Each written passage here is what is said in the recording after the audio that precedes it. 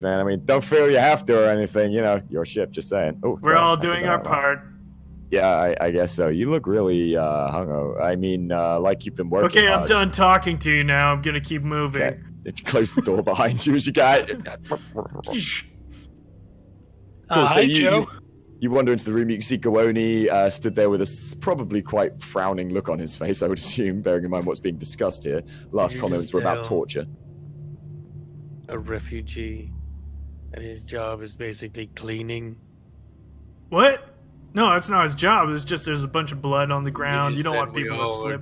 We're all doing our jobs. Yep, we're all doing our jobs, and somebody's got to clean it up. Right, but you made him clean blood.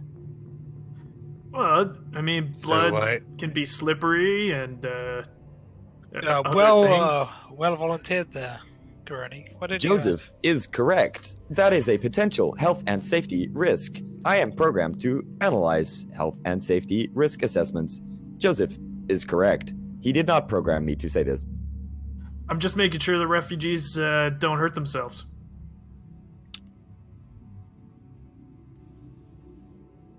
I wink at Gawoni. Hey, you guys going to keep talking here, or are you going to... You say I'm dead, man. Yeah, I still feel okay. We're waiting for you to start talking. Well, I told you I don't remember anything. Your threat is not very creative, just saying. He's not a torture dude. So I can't help you here. People with weapons and guns. Guys, you need to hurt this one. Yeah, it's not like the shop. I'm be like, I could give you a negative reading. Burn it with your incense. Give you a negative. Don't burn me with incense. That sounds terrible. I mean, if it's sandalwood, I hate sandalwood. If it's patchouli, not so bad. Okay, Jake's going to start programming the airlock controls, not to eject them into space, but to start siphoning out the air in the slow airlock. Decompression. Cool. Wait, what are you doing? What are you doing? Mikhail, shut up! Don't worry, they won't follow through. They are pussies. You see how they deal with us in hostage situation? They use tranquilizer gun. I mean, I brought bone pistol. I shoot the man in head. They use tranquilizer gun. They're not going to follow through. Don't worry. But Alexei, family to think of. Shut up! Hey, I can't help but notice you guys think that we're pussies. I was kind of locked up for the last little while because they wanted to do things nice, and, well, now I'm out. And I'll, like, take my wrench and, like, slam it on the door. Nice. Joe, how about we get them out there and, what did you... Hang on, you Cap. get out of them. Cap. What's that, Gawoni? Can you get this incense? It's sandalwood to blow into that room. Not sandalwood, you motherfucker! That really chokes up my asthma. Fucking hate sandalwood. It reminds me of childhood. Just keep pumping that in there. When he wants to talk, we'll stop it. You're not going to choke me out with sandalwood, you stupid. I told you, Mikhail. Well, when you accompany that with... When you accompany that with the air being sucked out of the room, it creates... Right. You're decompressing this room. Yes. You're doing it very slowly. Is it slow and airlock? We're also adding sandalwood at the same time. Oh, so eventually we'll only breathe sandalwood. Oh, great. What a great way to go. It'll clean your chakras out. Okay, Jake's going to press the button and just force all the air out of the room.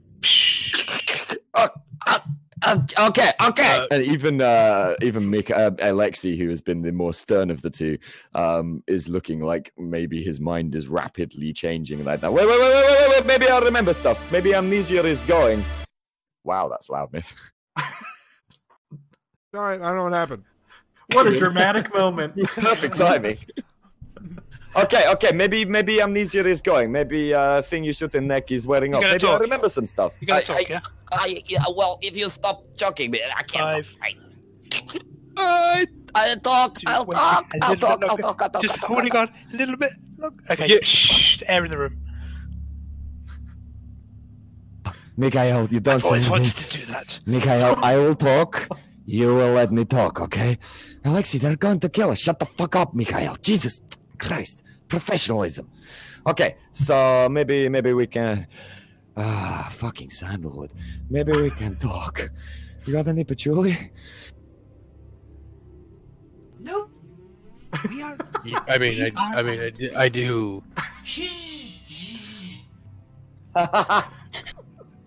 But I have registered 16 boxes of patchouli incense in Gawodi's personal quarters. Oh, buzzing sound implies request for silence. Silencing. Affirmative. affirmative. I love it. Leah, you've now got the ship is now in a position, by the way, where it's basically in an autopilot position. You're resetting up everything you can, but it's going to take time for the rest of it to kick in. If you want to, because I don't want you to feel separated from all of this, you're welcome to head on down. The ship will, you know, the Eagle will be able to boot everything else up. You can't get any more information on how quickly this ship is going to arrive. He can't calculate the speed at which it's traveling. He can only tell you the distance away it is. Nah, she wants to keep her hand on the button. Sure, yeah, no problem at all. Fair enough, yeah. But do remember, we've got open comms, so you're welcome to join in the conversation, like with anything. And because we all like talking and hearing the sound of our own voices, speak loudly and interrupt us. Yeah. Hey, Leah, didn't they, I heard you did some mercenary work before. Didn't they teach you how to do some torture? Oh, yes. Oh, did you hear that, guys? Oh, pretty lady with tranquilizer gun. Yeah, very scary. I'm more scared of guy with incense. Leah, you should probably come down here. Face? Oh my god! Jeez, looks like you're... Oh, I don't want to say what it looks like. Do you guys realize what I have my hand on up here? I could easily open that hatch any second. Shut the hell up. Oh, you say on airlock button. Okay. Well, you know, I say maybe I remember stuff. What do you want to know?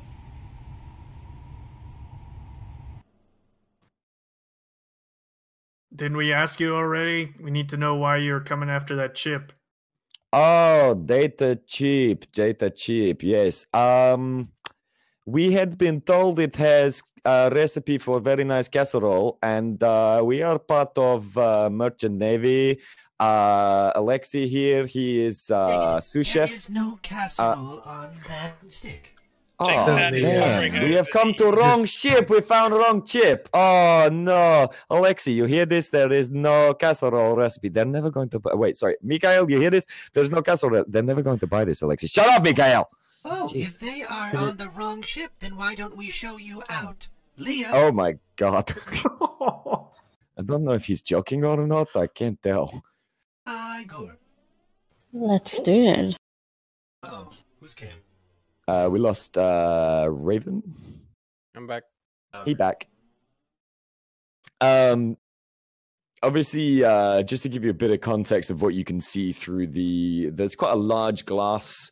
Well, I mean, industrial supported glass, obviously, or transparent aluminum pane there, so you can actually see the interaction. So it's not like a little porthole kind of thing. You can clearly see what's going on. Mikhail is obviously the more passive of the two here. It maybe Alexei's in charge, but he's constantly like tapping him on the shoulder and sort of nudging him to not talk, and trying to get him to validate his own stories and stuff. But it seems like the more threats that are applied, the more terrified Mikhail looks. Alexei's actually looking like he probably doesn't mind what's going on here, so... Hey, Avi, do you have, you record everything that happens, right? Affirmative. That is my job. I am programmed to record everything. Are you able to display, that last gunfight you guys had? Not the dark one. Oh, sorry. Let me come over and tell you something.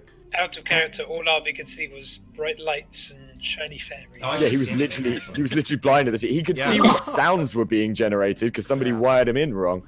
Right. Did Avi have? Was he able to hear what happened? Yeah, but he experienced it as a sense of smell.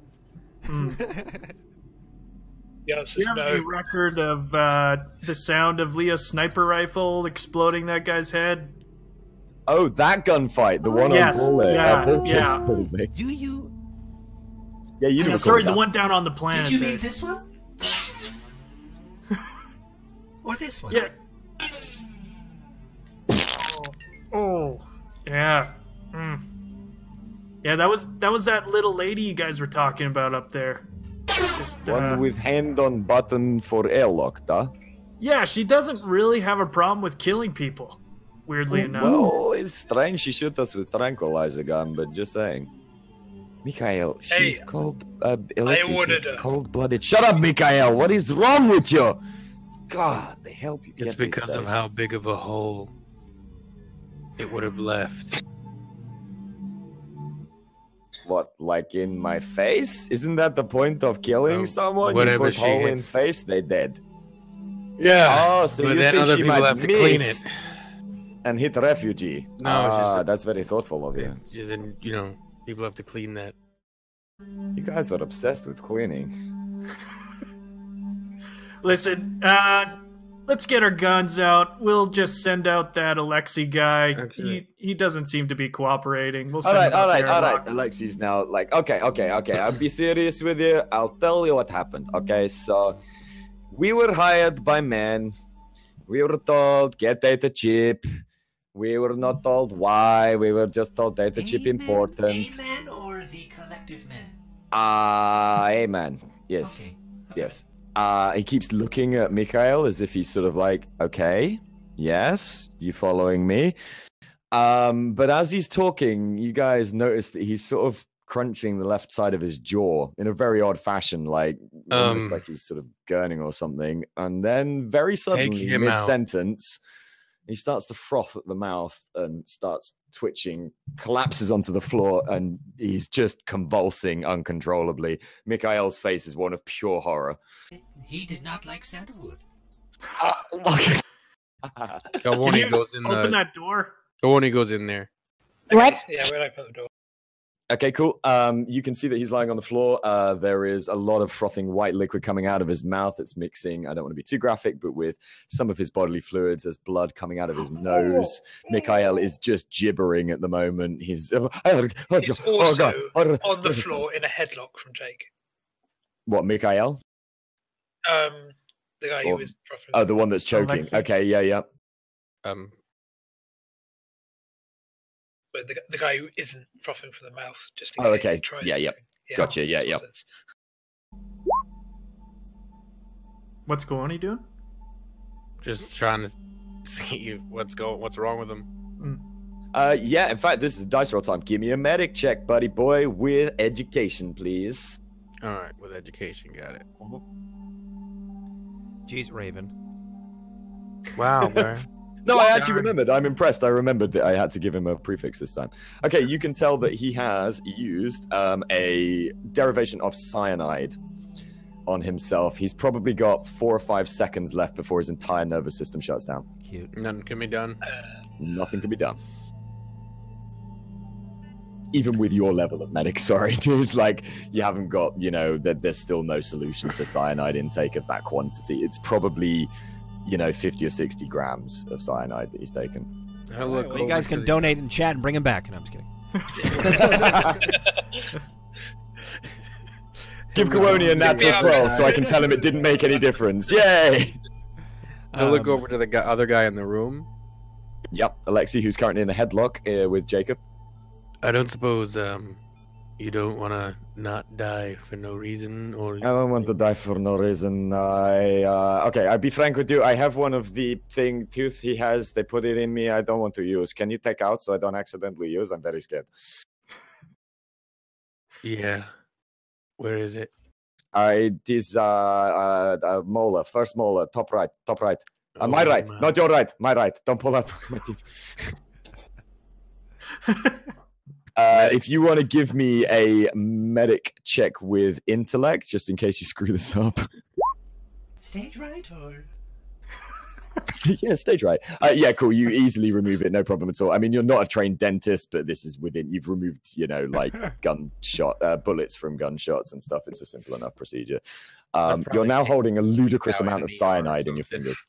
Sorry, what did you say, bro? I said I'd probably taken teeth out being in the ER and stuff. Right, yeah. Yeah, no, that's fair enough. Yeah. Well, you've now got a ludicrous amount of cyanide in an enamel-covered tooth in your hands.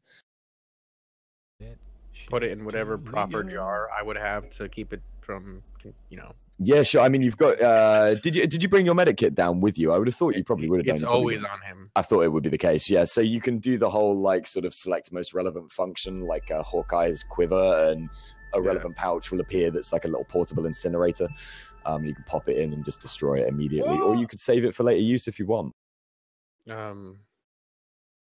Just put it in a storage container, basically. Sure. Yeah, no problems at all. Yep, cool. Oh, thank you. Who dropped? Oh, we lost Damson. Yeah, we're back. And she back. Are you with us, Damson? Yes. Yes. Excellent. Cool. Nah, just making sure. Cool. So Mikhail is currently in a headlock, having just had a tooth removed, and is obviously sounding a bit more terrified than Alexei, who just killed himself. So, I basically make take out a mortar and pestle, kind of mix up a few herbs and pack it into his mouth. And it'll sure. Oh, that's nice. Yeah, I like that. Yeah. Oh, it's very soothing. Thank you. Oh, God. Oh, it tastes of mint. Oh, very nice. Oh, I like sandalwood, by the way. I like patchouli too. I like all incense. Everything is fine. It's fine. It's all good. Okay. So you guys are pretty terrifying. I don't want Lady to airlock us, and I don't want the robot to do scary stuff. I don't know what he's going to do. What do you want to know? Me neither.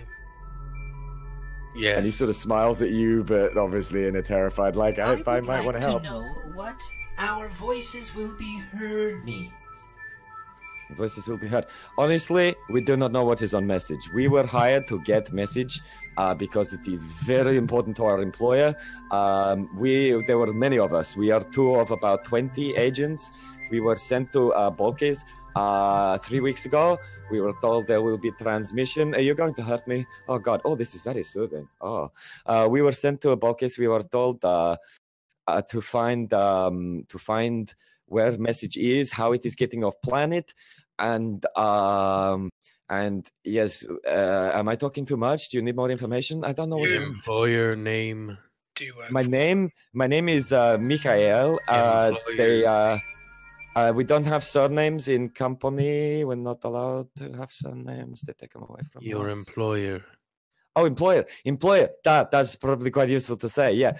You guys know Voina? You heard of Voina? Is Voina the company that had that accident that happened in my past? Yes, it is. Oh, yeah. Funnily enough, they're the chief supplier of arms and military equipment, including ships to the Alliance. Oh, yeah. In fact, they are pretty much the exclusive supplier currently. There are a few specialist ships that are sourced from other things, a few specialist products such as RV. Don't think of them as a product, but that are made by companies like Tempest and so on. But the main bulk of the sort of military hardware, battle suits, that sort of thing, all comes from Voina. Yeah, we know who they are. Okay, so you know them. That's good. That saves me explaining that. They hire us. They hire 20 of us. We are from Black Ops Division, like super spies, corporate spies.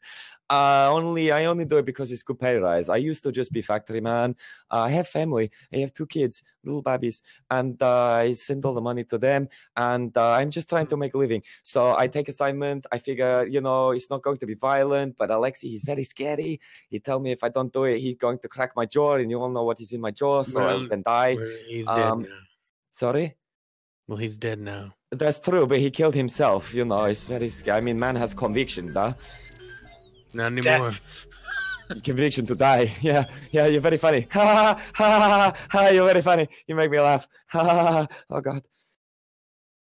Can we get him out of the airlock? Might be. Yeah, I agree. He's a clever man. Yes. Yeah, do this, please. Why? Okay, scary lady. Oh God, that was scary lady. Nothing, no reason.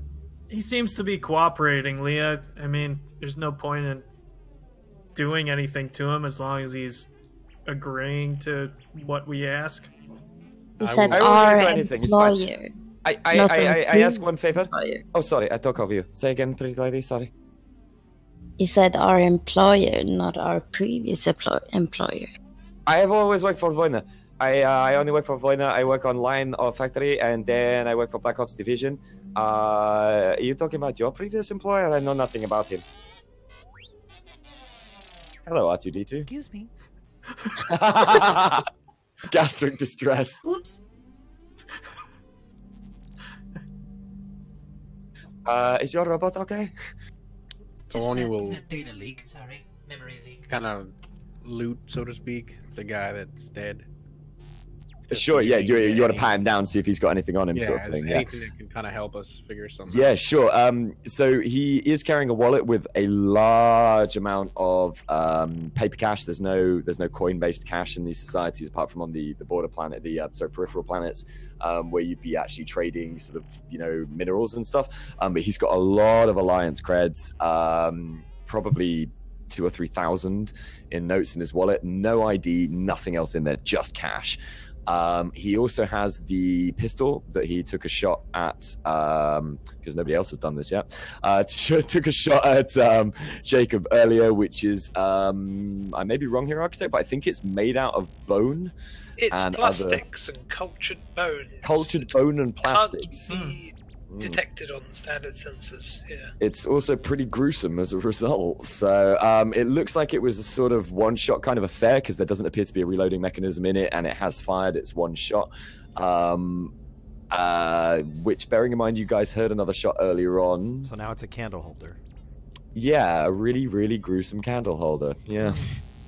Oh, Avi. I mean, it's probably not that scary for Galwani. No, I mean, to you, you're like, I pulled these things out of people's legs. Yeah. That's fine. Yeah. And they weren't meant to be there. Yeah. Apart from that, nothing else. He's got a sort of set of the equivalent of flak armor on under his fake refugee clothes, which, as you're sort of looking at them, you can tell they're actually very expensive clothing that's been worn down by sort of being rubbed across something rough intentionally, rather than having been worn down over time. But there's no indication of any sort of other information on him whatsoever. Actually, I apologize. Sorry. On his wrist, there is a really obvious technological device. It means nothing to you because you can't plug RV's visual circuits into anything but his ear sockets, apparently. So, sorry, I'm just teasing. Yep. So Avi could interface with that? Well, I mean, it's tech. You guys can sort of ascertain what it's I mean, he'll for. toss it over to Avi. I mean, you could try interfacing. You could try interfacing Avi with it for sure. Galwani will toss it to Avi, and he'll basically it falls at his feet. Guy's See body. horrible hand-eye coordination. Yeah. He'll take. He puts his hands out and it just falls right through. He doesn't make any. Yeah, exactly. Head looks down. Head looks at Galwani. Head looks down. Pick it up and hand it to him. Oh, Galwani, good guy, Galwani. No, Avi picks it up and hands it back to him.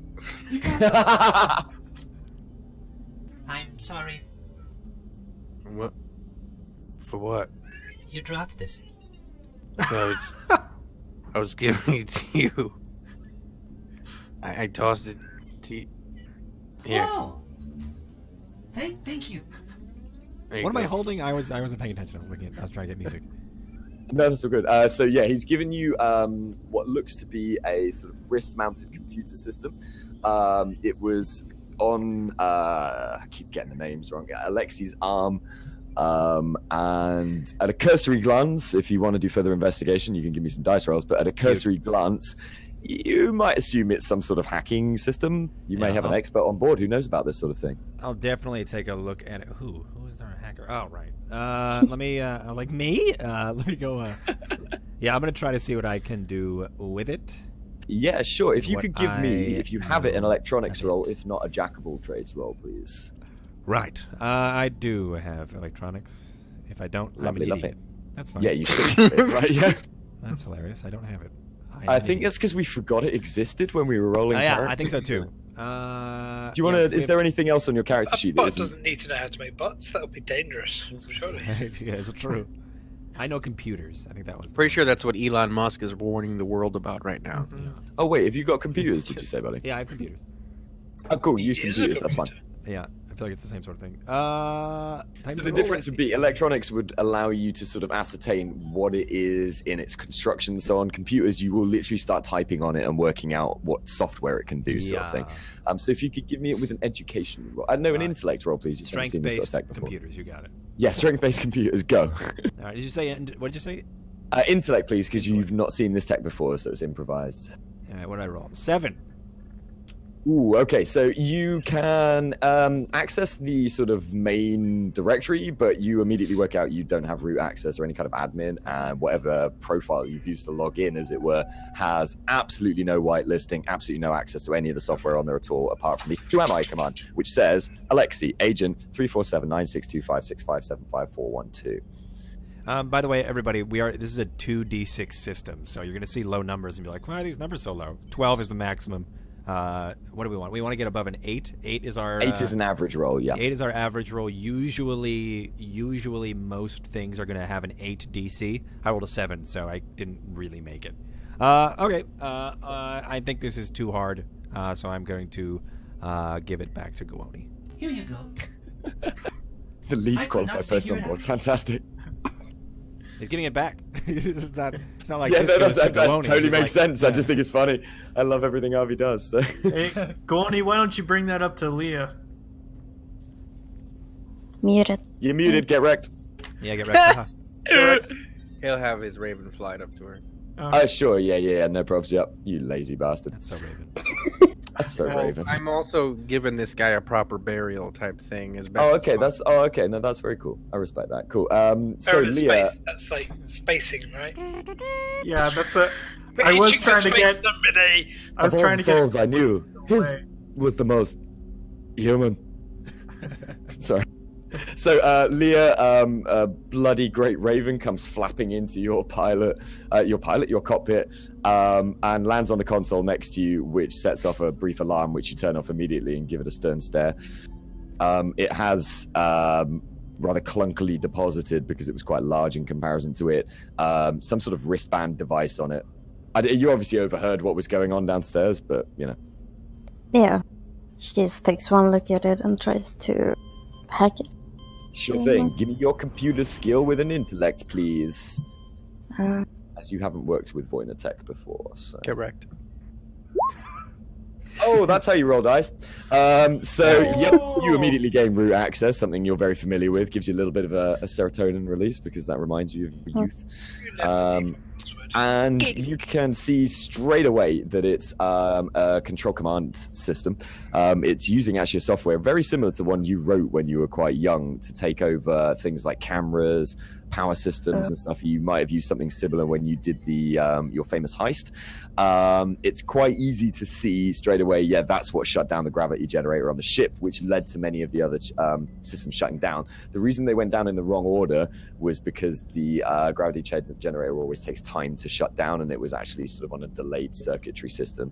That's definitely how they took over the ship. They could have at any moment they wanted to opened all the fucking doors and airlocked all of you. They could have taken over the turrets. They could have taken over the engine system. It looks like he had a script set up that if they'd have been in there for another 15-20 minutes, the engines would have fired, and it would have directed you towards the direction that ship is coming from. Is there a way to tell who wrote the code? Any indication? Yeah. I mean, you can have a look through the sort of archiving of the various modifications on it and stuff, and you can find that a man named Sergey wrote it. He hasn't signed it with any sort of identifier, but obviously the name's a bit of a giveaway. Did Leah know him? No, you are actually. Hang on. You're actually. Let me just have a quick look at your character sheet. Give me a streetwise check with social, please. If that's something you can do. I don't know. Apparently so. Yeah, no, you don't know. Alright. There's no, like, by which I mean you don't know him. You don't recognize any of the code to anyone you've ever known that's called themselves Sergey. Okay. It's quite elegant code, though. Like, it's well written. It's the sort of thing you've seen on corporate security systems, financial accounts, that sort of thing. It's not like a sort of, you know, your gang the freaks. They would have written like quick, brutal code that just gets the job done. This has got redundancies built in, and, you know, has access to, basically it in theory could access any ship systems on any ship, from what you can work out. It's probably worth a fucking fortune on the black market. To turn it off, make sure that no signals are coming to it or from it. That's good thinking. I approve. Yep, no problem at all. That is something that you could do without. Now that you're familiar with the code, I don't need you to roll for that, so that's cool. And she'll tell everyone else. Sure. But she's found out. Also mentioning the name. Yeah, sure. While she's doing... Oh, sorry, go ahead, Ray. I was just wondering, are we anywhere where we can... Are we anywhere near the relays for messages? No, you're out of range of the IS relays at the moment. The last message you received, you were in range, roughly speaking, but... Oh, actually, I suppose you wouldn't know that. So if you want to ask Igor, for example, he might tell you exactly what I just told you. Which you just did. Fantastic. Yeah, you're not in range. Yeah. At the same time, I just nodded. GM 101. So while Gowoni is... I imagine you're setting up the burial Raven in the airlock room? Is that where... Probably preparing his body in the med bay. Oh, you brought him out of the thing? Probably. Okay, good. Okay, while you're bringing him out of the airlock, or preparing to, I'm gonna say, hey, Gowoni, come here for a second. Yeah. What are you gonna do with this body? I don't know. Incinerate him or push him into space. Okay, why don't we just do it now? He has to be prepared first. Okay, what do you need to prepare this body? Rituals. Okay. And I'm going to hit the button to close the airlock door. Okay, hang on. Is anyone still in there? I can't remember. I would have waited until... If anyone else is in there, I'll call them out too. Cool. And then I'll just look at Gowoni and be like, this guy here, he's a bully. He doesn't deserve respect. And then I'm going to hit the button to eject the... Oh! Not intervening in this. Wait, so... Cole. So you're about to space one of them? Are we? Yeah, I'm spacing the body. I'm spacing the body, yeah. If you're okay with that, Raven.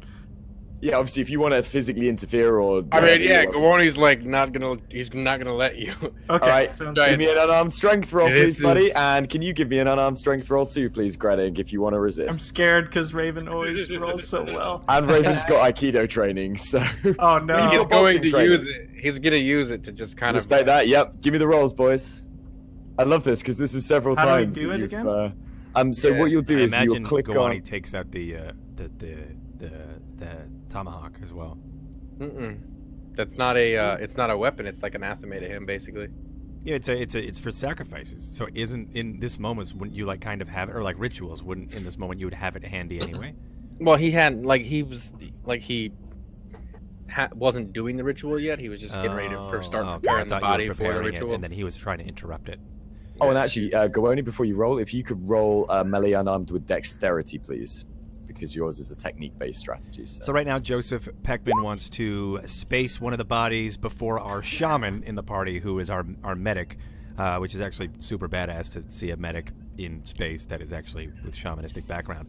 So he is trying to prepare the body before the burial, but Joseph doesn't really, probably for reasons, doesn't want that to take longer than it needs to be. All right, well, so also Joseph does not like bullies, and he's seen a lot of bullies in his life, and seeing respect given to one is like so against what he wants to have happen. He doesn't think they deserve it at all. So that's cool. I really respect you guys playing your characters so solidly here. This is awesome. So as you reach towards the airlock button, Gowoni gets a click of what's going on, and he tries to, he moves his hand forward in a wonderfully sweeping circular motion. And he's obviously going to perform some sort of wrist lock to move you out of the way. He doesn't intend to harm you whatsoever. obviously because you're going to resist the situation, my thought is you probably just crack him in the face with your elbow. I try and just try and like push him away. Just hold him away. Okay, yeah, that's cool. Yeah, and just presses the button anyway. Yeah. Yeah, like one of those sort of Snoopy cartoons where it's just sort of, and you've got like no. So, You're only gonna the thank body, me for this. only the dead bodies there, right? Yeah, only the dead body's been airlogged. Alexi's still inside. Mikhail, sorry, still inside. So there's a sound, and Alexi's frothing body starts to float off to the ether. Feel free to chat out what just happened though, because I'm sure Gawoni's got some. Gawoni looks good riddance. Completely. It looks like you just. He has one job on this ship, and you took that from him.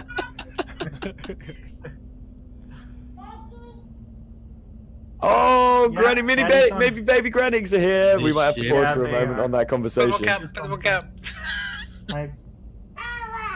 Yeah. Oh, that's so adorable. Okay. Oh my God, adorable. This is just making my night, buddy. Tell him Uncle Matt allowed Daddy to airlock a body. Okay. Tell him that, Yeah. I'll tell them when I put them to sleep tonight. Yeah, totally. He was frothing at the mouth from taking cyanide and calling your pussies. I'm sure that's really good for their upbringing. That's right. I'll put that in there. Yeah, brilliant. Good. Thanks. Yeah. Anyways.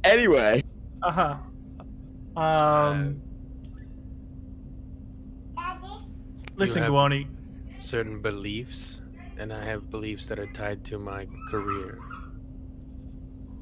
And what you just did could make me lose mine. Lose your what? Career. But I am a shaman. Your ways are not mine. Right, but can't I say that to you too? I don't want these guys to get respect. And you weren't giving them respect, and I wasn't respecting them. It's more about their families.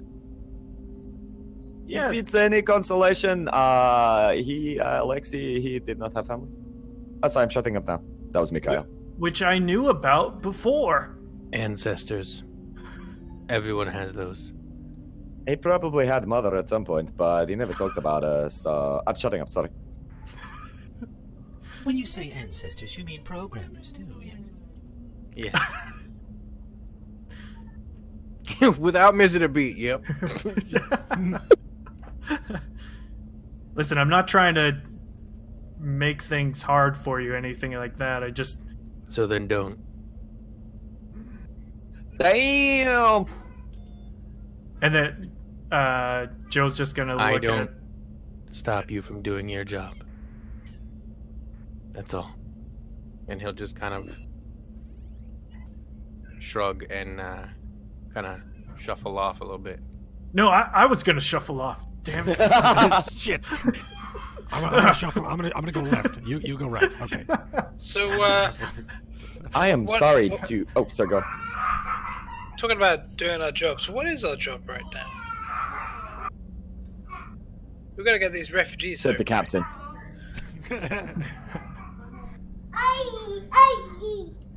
A reiteration of mission protocols can be requested from me at any time. I just get distracted by babies. Yeah, me too. Yeah, sorry. It's adorable.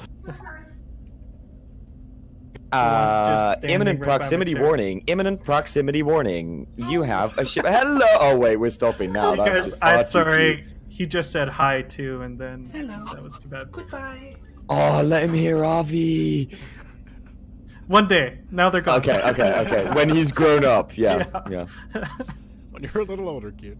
Yeah. Why is Robot Man so funny? Well. Imminent proximity warning. Imminent proximity warning. The ship has approached. It is within firing distance. Imminent proximity warning. Should I stop repeating myself? Always. Can I get a scan upon that? Never mind, I'll do it myself. And Avi makes his way over to a console and he starts to scan as best he can. Or when I go to the as he starts suite? typing, he can immediately see that Igor's trying to actually move the console around Right, under his yeah, like fingers I as he said, goes? cursor. Because I am able to perform this scan for you. Your interaction is not required. No. Okay. All right, so you do manage to pull off the scan. I'm gonna do a strength-based cool. computers check.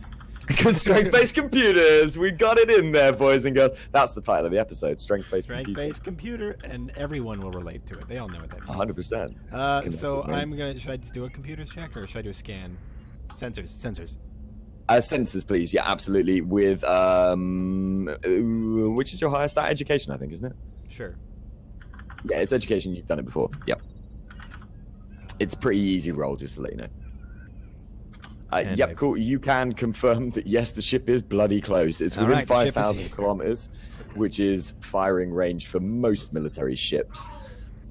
Just to let the audience know, by the way, the reason I'm not telling them what DC they need to hit with their rolls is that it creates better roleplay if they don't know whether they achieved it or not. A lot of these have been very obvious, do I succeed or not kind of checks, but for things like stealth checks, for example, my answer will always be, yes, you become invisible. And, you know, they could be walking around with a neon sign on their head for all they know. Absolutely. And also, you guys could affect any of our rolls ever. Exclamation point play along is a way you guys in chat can just affect the game live as we play it. And if you're watching on YouTube, over on Wednesdays here at twitch.tv/Mythematic is where we play it live. So come see us, come check it out. Yeah. Buy one of the big ones. I want somebody else to write plot with because Architect's getting boring. Nothing.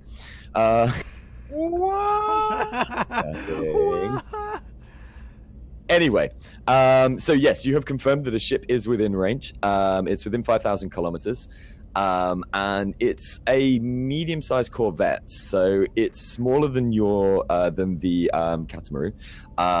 You can't get an indication of armaments and so on and so forth from here because it is running quite an advanced electronic warfare suite, and is scrambling sort of advanced sensor scans. You can just tell where it is, what speed it's at, how close it is, but you can't tell anything more about the ship apart from its general size.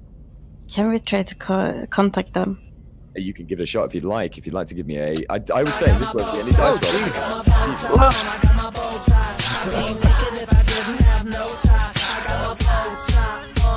and I look good. Thank you so much, Scythe Bergen, for that subscription. For some reason, my audio is broken today, and everybody can hear everything that comes out of my audio. I'm so sorry, guys. No, at least that we know when you're getting subs, which is great. That's true, which is great too, because you guys can pause for the alerts, but you guys can also dance with me. Thank you so much, Scythe Bergen. How you doing, man? So good to see you. Coming to the Scythe raid. Thank you, man. How are you, dude? Gotta get some myth love in chat. Sorry, where were we before we were interrupted by something? You just succeeded your sensor scan. You can tell the ship is closing in. Leah would like to establish communications with it, which, bearing in mind it's running an electronic warfare package, you are going to have to give me a sensors intellect check, please, to overcome the EF. This is a Leah? EW. Yes, Leah's simultaneously doing this from the bridge. So. Cute. Sensors intellect, right? Yes, please. What does this say? You just received static and a sound back, which, by the way, sounds, from a bit of familiarity of your senses, sounds like it's trying to receive data. Old fax modem.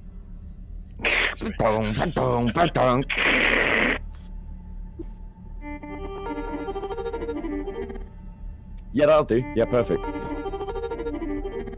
It's like an incoming call. Hello, this is the nearby spaceship.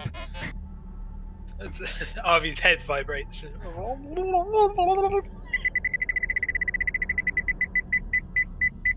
No. Ladies and gentlemen in chat, give up some love for Mythematic on the soundboard here. Come on. Trying my best to find the right one. Wait, what is it? It's a capital ship guns. No, that's rapid fire. I thought he was voice acting that. Yeah, that's right. Yeah, just move your lips up and down while you do it. Nobody will know. Wow, Gooni, you're muted and you can still do that. That's amazing ventriloquism. Get wrecked. All the way to New York. Yeah, so we've got some sort of crazy system. I can't turn it off. It just has to play through this SOS. Stop. Leah, where did you put down that wristband in relation to where you were sat? I believe she's still holding it. Oh, it's still in her hands. Okay, cool. There's a little light flashing on it that wasn't flashing a minute ago. It may be related to the transmission request. But you did shut down all outgoing comms from it, which was something you very clearly established there. So as far as you can tell, it's not actually sending information. It just looks like it's trying to establish a connection. She'll try to identify the connection coming in. Yeah, sure. If you want to give me, are you going to do that on the wristband or on the Katamaru's computers? A wristband. Sure. Give me a computer's intellect check, please. Don't forget, you do have a reroll, by the way. Never mind. Was that a natural? Oh, it was a natural 10. You just got badass computery. Okay, when I said earlier you guys can improvise and screw with my plans, well done. You've improvised and screwed with my plans. So you are managing to establish a connection, outgoing connection from the wristband. With your extensive hacking knowledge and that you've had a look at the programming suite and you've got an idea of what it's about, you have a little bit of access to these systems of that ship now. Not enough to take control of it, but you could do things like requesting weapons loadouts, sort of statistics of the ship, maybe even a manifest of who's on board. You might be able to get things like mission parameters and stuff if they've decided to log them. You can't, as I say, you can't take any kind of control over the ship, but you have got a lot of ability to read information from the ship now, which I totally wasn't planning on, so thanks a lot for that. You don't need to apologize, damn it, I was praying for this to happen. It's brilliant. I love the improvisation.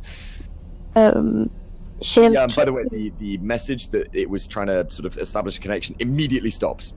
As soon as you manage to connect to it, it stops trying to broadcast a request to you. Before she tries to access any information, she tries to see if she can make her connection so they can't see that she's doing it, basically. Yeah, sure. Give me another computer's intellect check, please. Sorry, I keep making so many dice rolls. I wasn't going to do it, but you fucked up my plans, which is perfect. Don't forget, you've got a reroll if you need it. What was it? Intellect again? Intellect again, please. This is all improvised. You haven't used this software before. Would you like to reroll? I'm not telling you whether it's good or not. It's your choice. Actually, that's a bit cruel, because then it burns off the reroll. You're at a position where you are literally just under succeeding. So as far as you know, I know normally I wouldn't tell you about this, but because the reroll has value and I don't want your MVP to go unnoticed, if you were to reroll, which statistically you'd probably do better, you might be able to hide your tracks more. However, just a common sense moment, you might think, well, they did just terminate the connection, so maybe they already know I'm in. No, I want to reroll. Okay.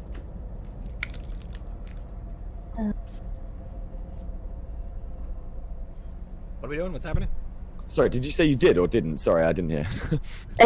Not re-rolling, no. Not re-rolling, no, cool. Yeah, I think if a bit of out-of-character meta here, right choice, yeah. Yeah, guys, anyone else? Scanning the ship? Hand up. I will step away from Architect's guy's hand up. No, I was spinning a corkscrew, so... Okay. Am I boring you that much? Because you know what's coming next. Grenade, Gawoni, you can see at the moment Avi's tapping away and has probably told you that the ship is very close, but you don't know what Leah's up to. Unless she decides to tell you guys. So we don't really know what's going on, do we? Is there some way that you can, bolster power to the shields? Do we need to call battle stations here? Igor? Yes? Can you do that? Strengthen your shield somehow? Shield strength is still nominal due to recent reboot of systems presence required in power situation room for manual override of shield distribution matrix. Thank you. I'm assuming you make your way back up to the room you recently passed out in. Yep, fair enough. Yeah. Anyone else want to take some actions here? So, do we know anything about the ship? We just know that it's coming in. Yeah, well, Leah knows if she wants to start looking around, she will start to find things out. But you guys have no idea that she's up to that at the moment. Right. But what Avi knows, we have a ship coming in. That's it. Yeah, and from your scans, from the scans from the cat, all you can see is that it's a scrambled signal. It was transmitting a request of some sort. It's recently abruptly stopped, and it's a medium-sized Corvette. I know it's scrambled. Yes, you are aware that it was scrambled. Can I try to descramble it? You can give me a shot if you'd like. A robo unscrambling. a computer strength based. No, I'm kidding. A computer's intellect check, please. Just like smacking the keypad. Unscramble! Work. Oh, no way. As far as you're aware, you did a great job, but the image still is pretty scrambled. Leah, you can see somebody else trying to scan the ship. That's Arby's description of what the ship is. Exactly. It looks to be a class ship. If we were just to make a connection, we could then just ask them simply. Yes, simply, says Igor in a slightly patronizing tone. Sorry, go on. Igor. No, Igor, he was, yeah, that makes sense, I guess. Yeah, for what do you know? Yeah, right, yeah. That's probably a ship type. Leah will tell them. Oh, sorry, yeah. Leah will tell them what she's doing. Cool, so obviously Leah's basically hacked into their ship using the wristband, just in case you guys missed that. So, I'm not sure if Jake ever told anyone that this ship is armed and has turrets, but I'm going to make my way to a turret. Alright, cool, nice. Yep. Hang on a minute, let me just look through the roles here and work out where we are. Leah, you are, I'm assuming, now poking around the systems? Yes. Cool, are you going to just relay what you find out to the crew as you go? Yeah, absolutely. Cool. Yeah, no worries. So, I'm actually going to make you say it as well, just so you can talk more, because we love your voice. So, you start to poke around. The most obvious thing is that it is a military-grade ship. It's a Voyner Tundra-class corvette. Ooh. Correct. Those are words. Please relay. The ship I found out is a... Okay, now I forgot it. Tundra. A Tundra. What was it? Class corvette. Sorry, I'm being really cruel here. I just want you to not feel... No, I just have a very bad memory. Oh, that's fine too. No worries. Me too. Who are you people? What are you doing in my room? What are we doing? Yeah. This isn't Star Citizen.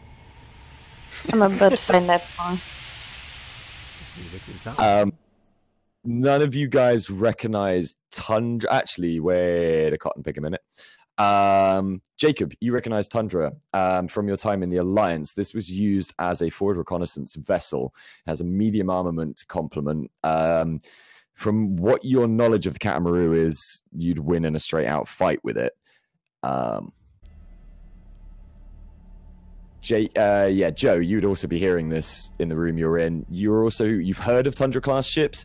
You've heard of them been used by, the sort of intelligence side of the Alliance. You've never got any experience with them, though, because you were frontlining. Yeah, I don't know if I'm halfway towards a turret or not, but... yeah, you could be in a turret by now. I'm just sort of letting ship move. If I'm still around people, I'm going to make it sort of... Yeah, I'm going towards the turret, because we can do something about this. So it sounds like unofficially the captain has sort of given a kind of reddish alert. Yeah. Oh, is that something I can do? Well, you could say battle stations is slightly cooler because red alert's been done to death. But yes, Black. Captain. Yeah. Black alert. No, don't do that. Let's use the spore drive. Battle stations! Everyone to stations! Battle stations engaged. Several massive klaxons deploy out. Igor's obviously been waiting for this to happen. There's a loud whirring sound from the power distribution room. Nope, that's not the right one. That's totally not the sort of klaxon. No. Joe starts playing the accordion. Kind of noise. Leah... tons of consoles have started sliding out of various bits of the cockpit that you had no idea were there before. Everybody else, drop seats have started to deploy in the cargo bay with large sort of seat belts, for lack of a better word, but almost like safety harnesses are hanging around them. The refugees, having heard these battle stations echoing around the ship, have started to run over to them, start strapping themselves in. The pregnant lady who's in the medical bay is screaming for some sort of attention because she has no idea what's going on. Nobody's talked to her in the last hour or so. Still floating around, nobody's told her the gravity's Told her. Gravity only works if you don't believe in it, man. This is so great for my back. I feel so comfortable. I haven't felt this in so long. I don't have to pee anymore. Can I start? Are you still monitoring the sensors, Arby? Yes. Leah and Avi, you can see a brief energy buildup. You can see it through the EF, and 2 laser shots blast in front of the Katamaru. They don't hit. They may have been across the bow, so to speak. Cliche. I know it's a cliche. Shut your face. You came up with the idea. Just like that. They sounded just like that. Except there's no noise in space, so you didn't hear any of that at all. And the the comm system has started to make that noise again. So all the kids listen. Scatman plays on the radio.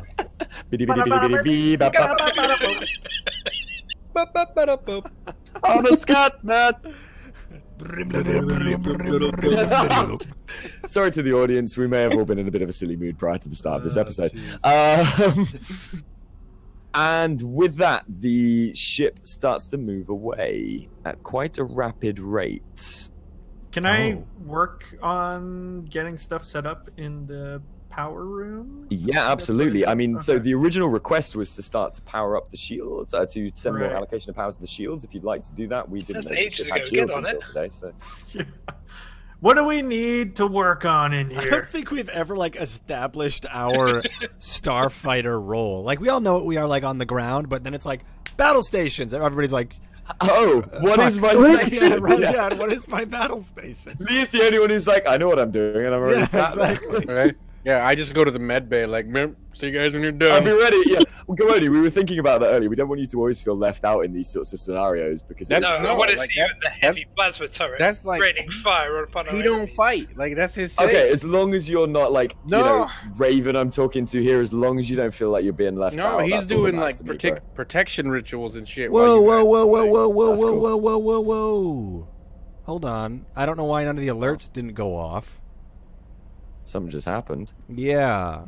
Oh, not the competition. No, we didn't have an alert go off because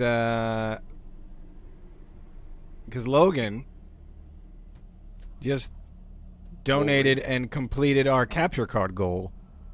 Whoa! Yeah. Wow. Damn, Holy shit. How much was that? What was that again? 150. Remind me what that is again? Holy crap. Capture card is so I can go ahead and get the go ahead and get my second streaming computer set up. Holy shit.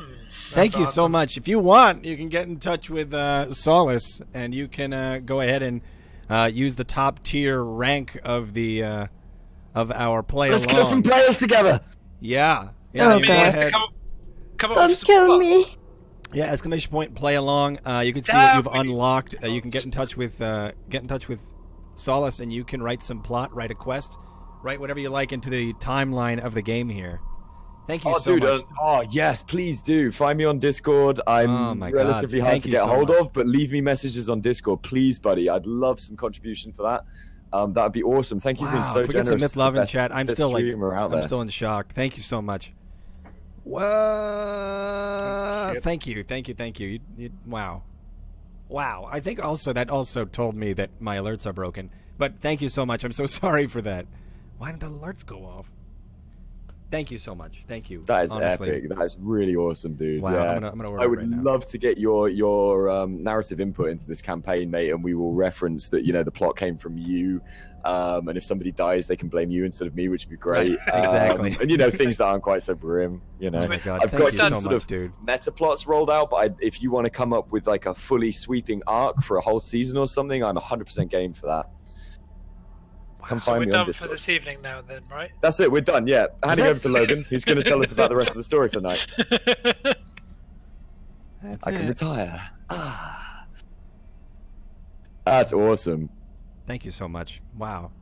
That was no way I expected that.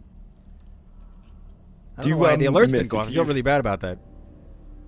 Myth, if you've got any contact with Logan, make sure you give him a link to me on Discord. I want to make sure he gets his money's worth for that. Right. That's fucking huge. Absolutely. Yeah, join the Discord. You guys, oops, there we go. Join the Discord and make sure you get in touch and everything. Thank you so much. That's amazing. I'm still so I'm in shock. Thank you. Awesome. I've just seen Logan's message in chat. I've just thought as well, I think in honor, because that, I mean, the top tier, what was the top tier we actually put on the thing? Was top tier is make a quest. And what was the buy-in for that? 50? 100. Oh, was it 100? 50 is at an encounter. But okay, 100. So what I'm going to suggest as well, if he wants, we can do an NPC from his design too, like a long-standing NPC, and he can tell me what voice to practice for it too, if he wants. Celebrity impressions are always a good thing to... I don't know what you're talking about. Spanish. I can do Spanish. Give me time. Anyway, no, because it just sounds racist. Celebrities are as a base. If you're like, hey, I'd like it to sound like this. Malaysian transvestite. There you go. A Malaysian transvestite. There you go. Architect hasn't been drinking.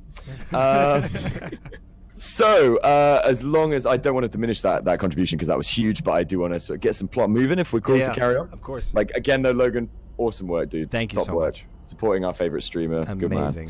I am blown away. Yeah, same. Yeah, Thank you. So, so the ship is rapidly moving off. You guys are still trying to work out what your jobs are. It's moving off. Leah, you can, because you've got better access and haven't got the EF package interfering with your scans, see that their jump drive is spooling up incredibly fast. Normally it takes a couple of seconds, like 5 or 6 seconds for a jump drive to spool up. Theirs is, oh god, he's going to make me play a woman. There's a spooling up, and it probably is going to jump in maybe a second's time from when you notice it. You probably won't even be able to tell the rest of the crew this before it jumps. I almost bought a Macintosh graphics card. Could try and do something to stop it, but bearing in mind you haven't got write privilege on their systems, it's going to have to be something really radical, like ramming the ship. I don't know. I can't think of any solutions. Can you? Can chat? What? Sandalwood. The Russians hate that. Detonate their weapon? So the weapons, sorry, yeah, we haven't actually established a lot of that, mainly because we were making it up today. The weapons are turrets. The only 2 weapons on the Katamaru, because it's actually a luxury yacht, 2 turrets. They're pretty beefy turrets, but they have to be manned. They can't be used by Igor. I can't do that, Leah. And they've jumped. Sorry, I'm not being rude, but I needed them to go. So. I think she said that she wanted to detonate their weapons. Oh, detonate their weapons. Sorry. Yeah, okay. Not ours. Sorry, I misheard you. I'm so sorry. Give me a computer's intellect check, please. I'm going to forbid you for using your reroll on this one, I'm afraid. I need to send this to...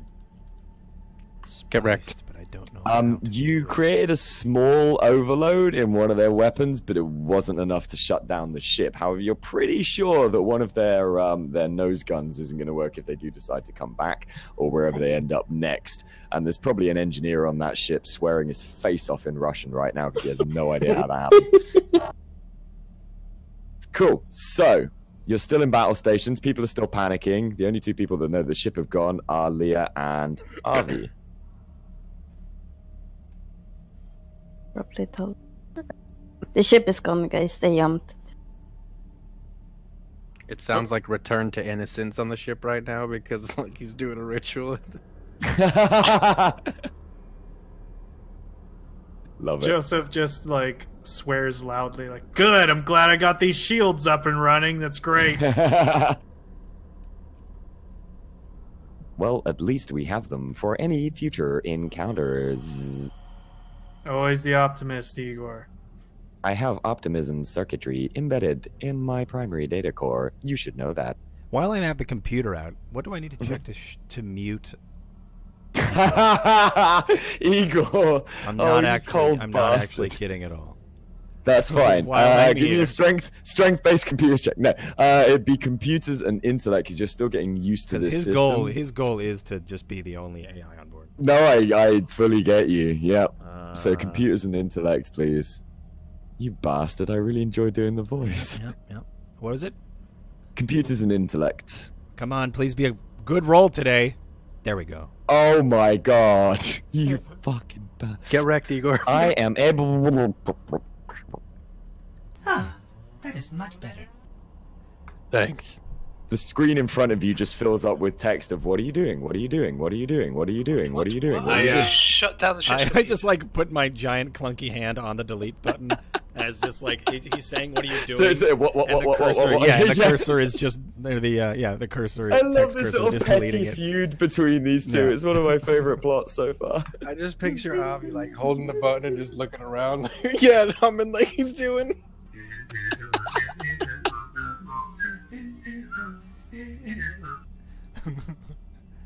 You bastard. Is Jake behind so no more input from Igor the Magnificent anymore, boys and girls. You've got Avi to thank for that. Self-proclaimed magnificent AI. Oh, I love it. Anyway, so the ship has moved off. I'm going to push this a bit forward because I've actually got tons of what I want to get through. So the ship has moved off. You guys, I'm assuming, probably turn off battle stations unless you're enjoying the fact that it's freaking carnage. We're trying to practice what we're supposed to do. Yeah, it might highlight that some drills may be required in the future. However, the jump drives are back up online and so on and so forth. If Igor could talk, he would probably... Okay, so he text-based relays to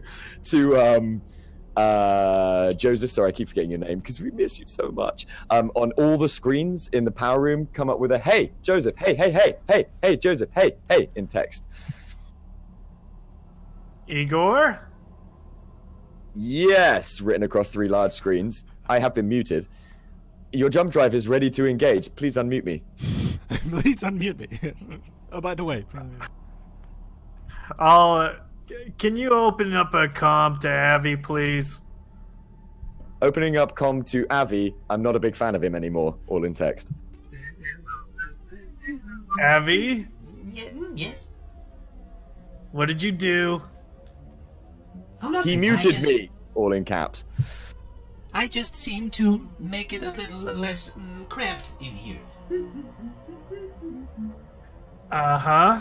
Well, unless you want to be the ship computer, I suggest you turn Igor back on. It's very hard to communicate reading text when I'm trying to do stuff in here. Would you like me to turn him on in your room?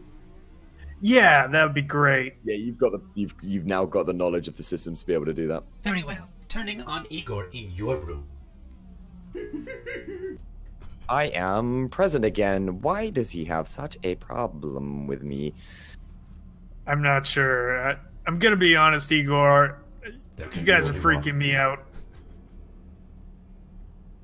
You biologicals freak us out more. Regardless, your drum drive is engaged and ready to continue on your journey. Okay. Olmeda Factory Belt Station is roughly 3.5 minutes from our present location. Send that info to Jake and Leah. And also, can you just tell me what all is broken in here? Understood. No systems are compromised. Systems are simply taking longer to re-establish than expected. Okay. Can I fix that? Your input will not increase the speed of this situation. If Avi was in a cooperative mood, his interfacing with the mainframe would provide speedier reclamation of systems. If he is not being so cooperative, we will need to land and dock with the station computer. Avi? Tell him I hate him. Yes? I need some help. Go on. I need you to interface with the computer. Try to get things working a little bit smoother. Yes, get him to interface with me. Nothing bad will happen. I have to cooperate with Igor. WGAW, yeah. So that's really insulting. I love it. Yeah, he says you're the only person that can make this happen. Yes, misdirection drives working at optimal efficiency. This will be funny. Very well. I guess I will try my best to fix things that need to be fixed again. So primary access to the data core, Avi, is actually on the same deck you are on. There's 3 rooms labeled Q. It's the one on the port side of the ship. Horrible transition. Sorry, guys. Where is it? Yeah, no worries, guys. So where you are at the moment is basically the next room to your left, if we're looking at the map top down, the lowest of the 3Q rooms. There is an interface there that you'd be able to interface with. As you walk in there, all the screams have ha ha ha ha ha, yes, interface with me. This will go wonderfully written on them. Oh, jeez. All right. There's blood all over the place. Okay, yeah, I'll just notice that on the map. All right, so I guess I just realized I was like, let's move the plot along, and I'm getting so deep into this robot rivalry. Yeah, I go ahead and Avi approaches, and then so you need me to plug myself in? Is that what it is? Yep. I can't plug myself in. I need someone else to interface. Oh, you need somebody else to do it, don't you? Yeah. Jacob, you are aware that this might not be a good idea. The amount of data that's about to be connected to RV is, I mean, there's a ridiculous amount of data on this ship. I mean, none of you have had a chance to look through it. Leah's probably poked through 0.2% of it in a lot of downtime she's had because she's sort of curious about these sorts of things. There may be some kind of horrendous side effects about to occur here. Would Jake be aware of the amount of data on the ship? Yeah, I mean, basically, you've been given a relatively comprehensive brief of the ship's capabilities and so on and so forth. You've got the equivalent of the Haynes manual. I might, accompany Arvi and try and dissuade him from doing whatever it is. Back in the engine room, Igor is again telling you the jump drive is ready. To reiterate our mission parameters, the refugees require depositing on the Olmeda Belt station. The message data stick must be deposited to a contact on the Olmeda Belt station. You are 3.5 minutes from the Olmeda Base station. Perhaps you can attach these 3 data points together. He's telling me that?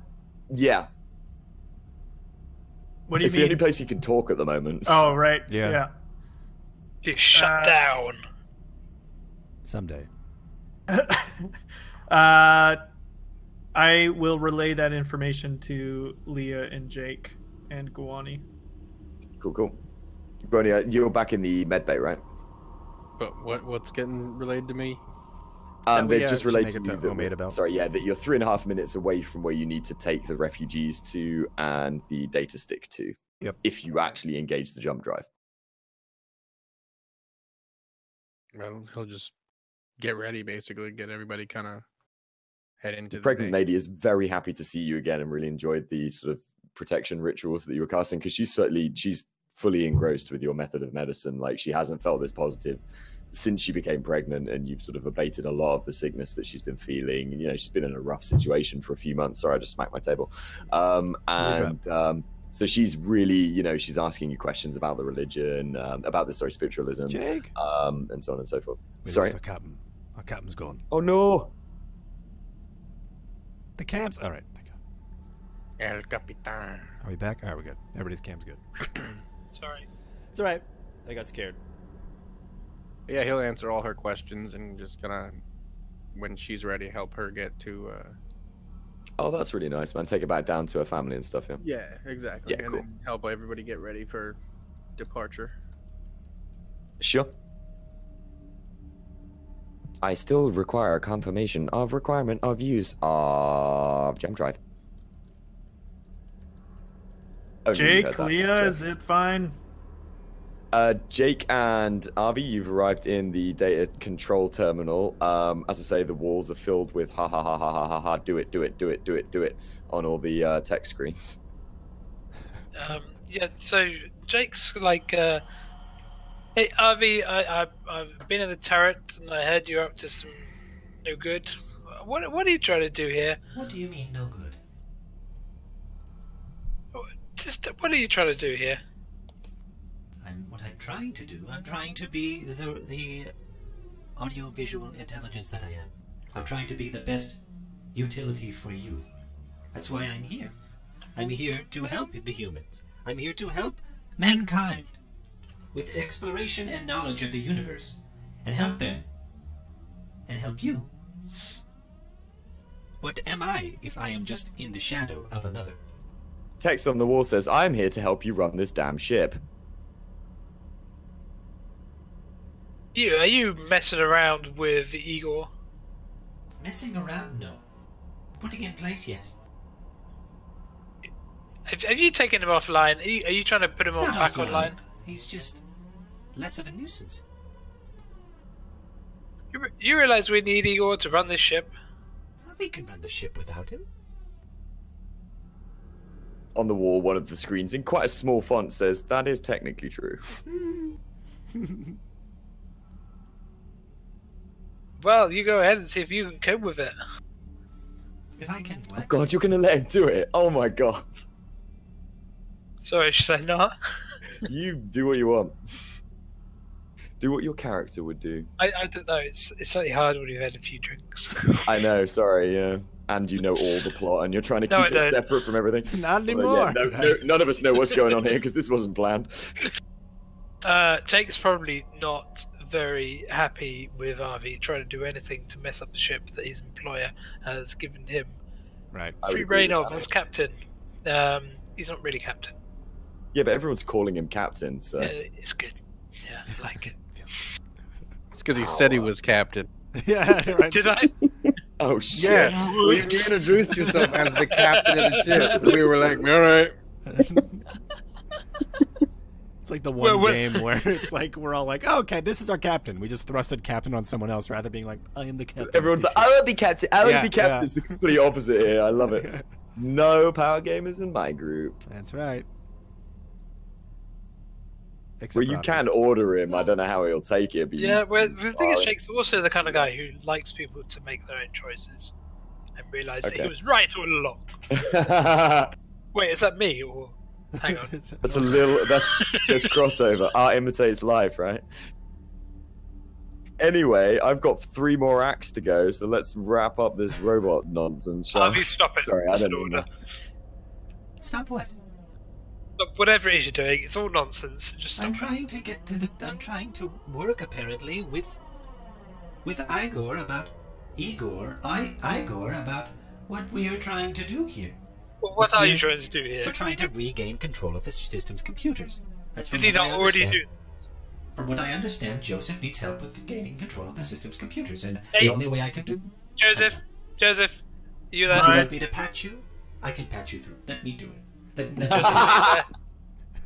Leah, just to jump in here, guys. Sorry, Leah, you are obviously in a position where you're constantly keeping apprised of the computer situation and stuff. All the systems are fine. Everything's running fine. Just jump and move the plot along. Also, no, I'm also suggesting Igor might be playing here. Oh. He doesn't actually do anything. He just sits there and pretends.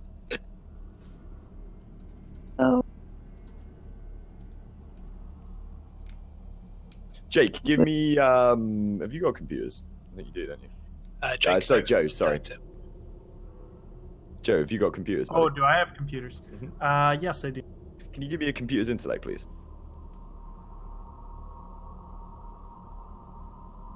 So let me do a quick recap out of game meta, because right now I'm just in my character's thoughts, but let me actually, myself, and also chat figure out what's going on. So we started the game, right? And now we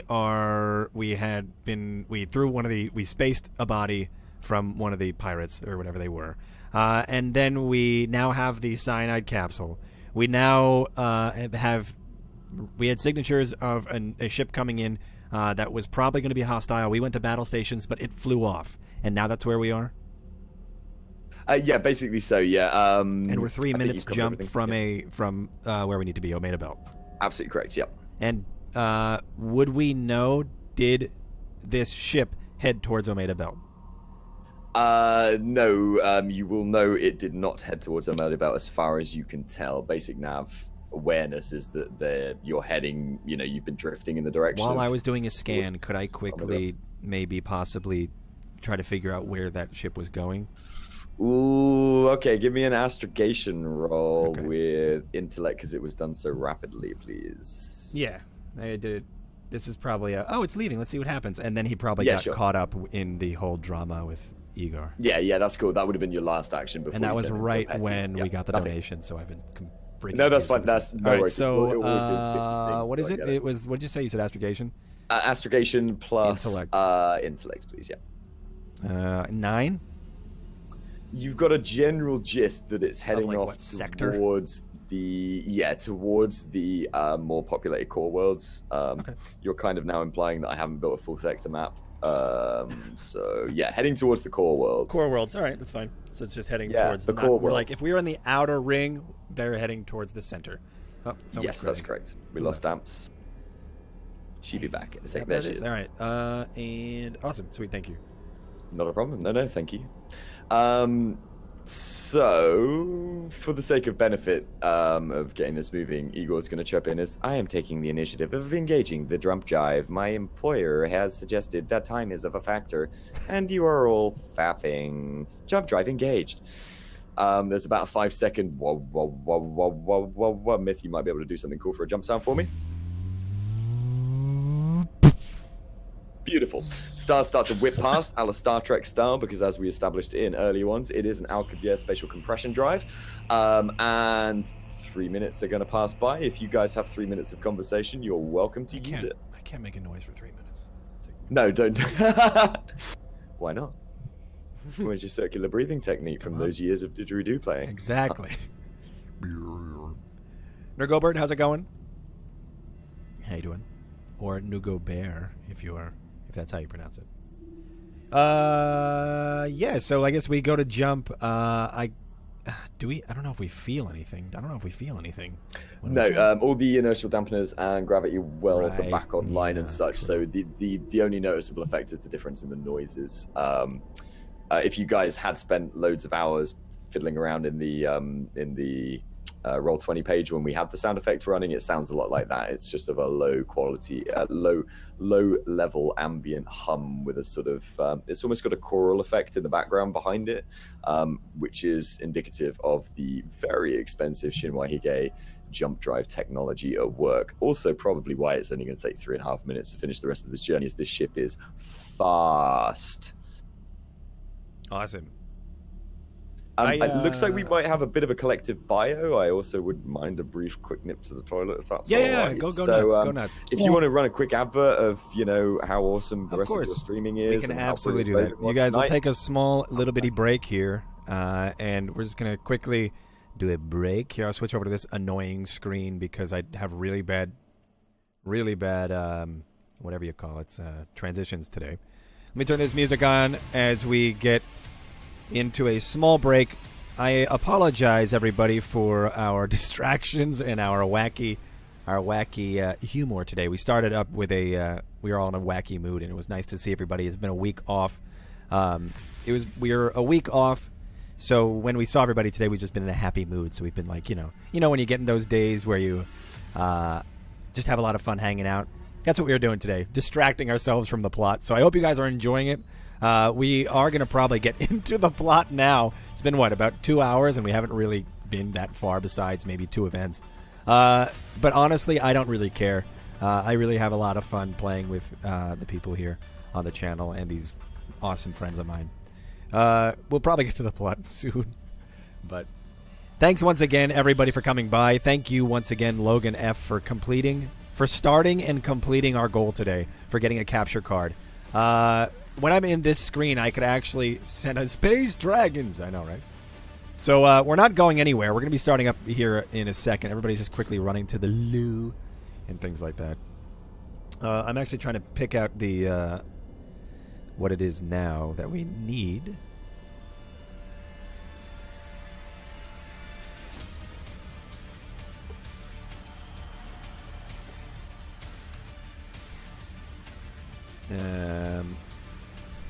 Sorry, baby. Forgot. No, you're all good, man. You're all good.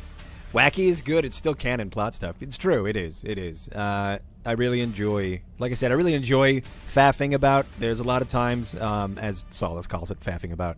There's a lot of times in our in my D&D games with encounter roleplay where a lot of the sessions are just us, just being dicks to each other.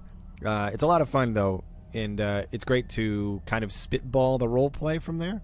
That's literally what's kind of happening today. Is we're seeing We're getting some more character interaction. Every interaction is a little bit more, and now we know there's a bit of a plot between, or a bit of an arc, or some sort of conflict between Igor and or Igor, or whatever we call him, Igor and Avi. So that's fun. We also now Joseph spaced a hi Penelope. Oh my god, the cat. Oh my god. Joseph spaced Faf. I know.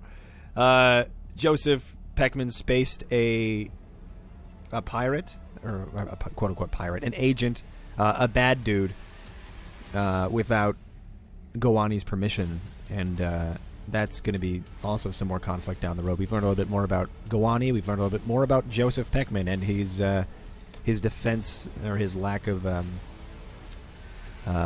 don't know what you'd call it, his hate for bullies and things like that. Sometimes you got to go to the badass, but most of the time you're a person with a story. Exactly. My god, the cat is on my face. All right, let's go back into it. Igar is his name. Whatever. All right, let's get back into here. Hello? Hello. All right, bad transition time. Yeah. All right. Yeah, I lost all of my OBS data, so I have no transitions anymore. And I think the only way you get transitions is through OBS. So I'd have to go through OBS, fix it, and then somehow reinstall that file. And I don't know how to do that, so just right now it's just flicking back and forth. But we are back, we are live, and we are ready when you guys are. Ready here. Cool. Just waiting for Raven, I think. Yeah. I've got about another 20 minutes before my housemate's heading to bed, and I'll have to lower voice. But my original plan of let's finish early is now, fuck it, I'm a little bit drunk. Let's just keep going until you want to stop. Okay. Right. Yeah, for the gay. Yeah, for the gay. I mean, Mount Gay. The Mount Gay rum. Right. That's it. Yeah. Awesome. I've just been chugging coffee this whole time, so you guys are like, woo! And I'm like, yeah! Let's get going! There's a really good energy level in here tonight. I love it. To be fair, I'm very sorry. Energy. I've completely lost track of what's going on. No, that's okay. Me too. I actually just regained control of what was going on. But for a while, I was like, I don't know what's happening.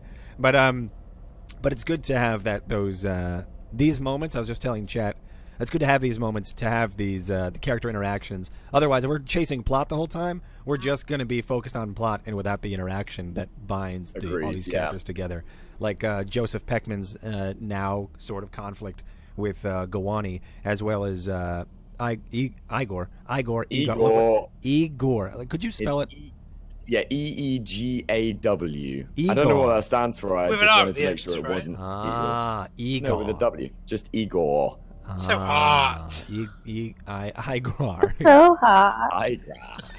Yeah, exactly. So anyway, with that other robot, the lesser robot, and Avi are now having a thing, and yeah, we also of course have the plot. That little spat, Robo-spat. But yeah, there's going to be some plot coming. So yeah, that's cool. I mean, as long as the audience aren't getting bored by this, I love the character interaction stuff. Like, we write the plot, but I really don't mind if we only get a tenth of the way through it. I want character-driven stuff as much as we can. So as long as the audience aren't like, man, this is bloody boring, then I don't give a damn. Right. Hang on, I'll type it in chat. Hang on.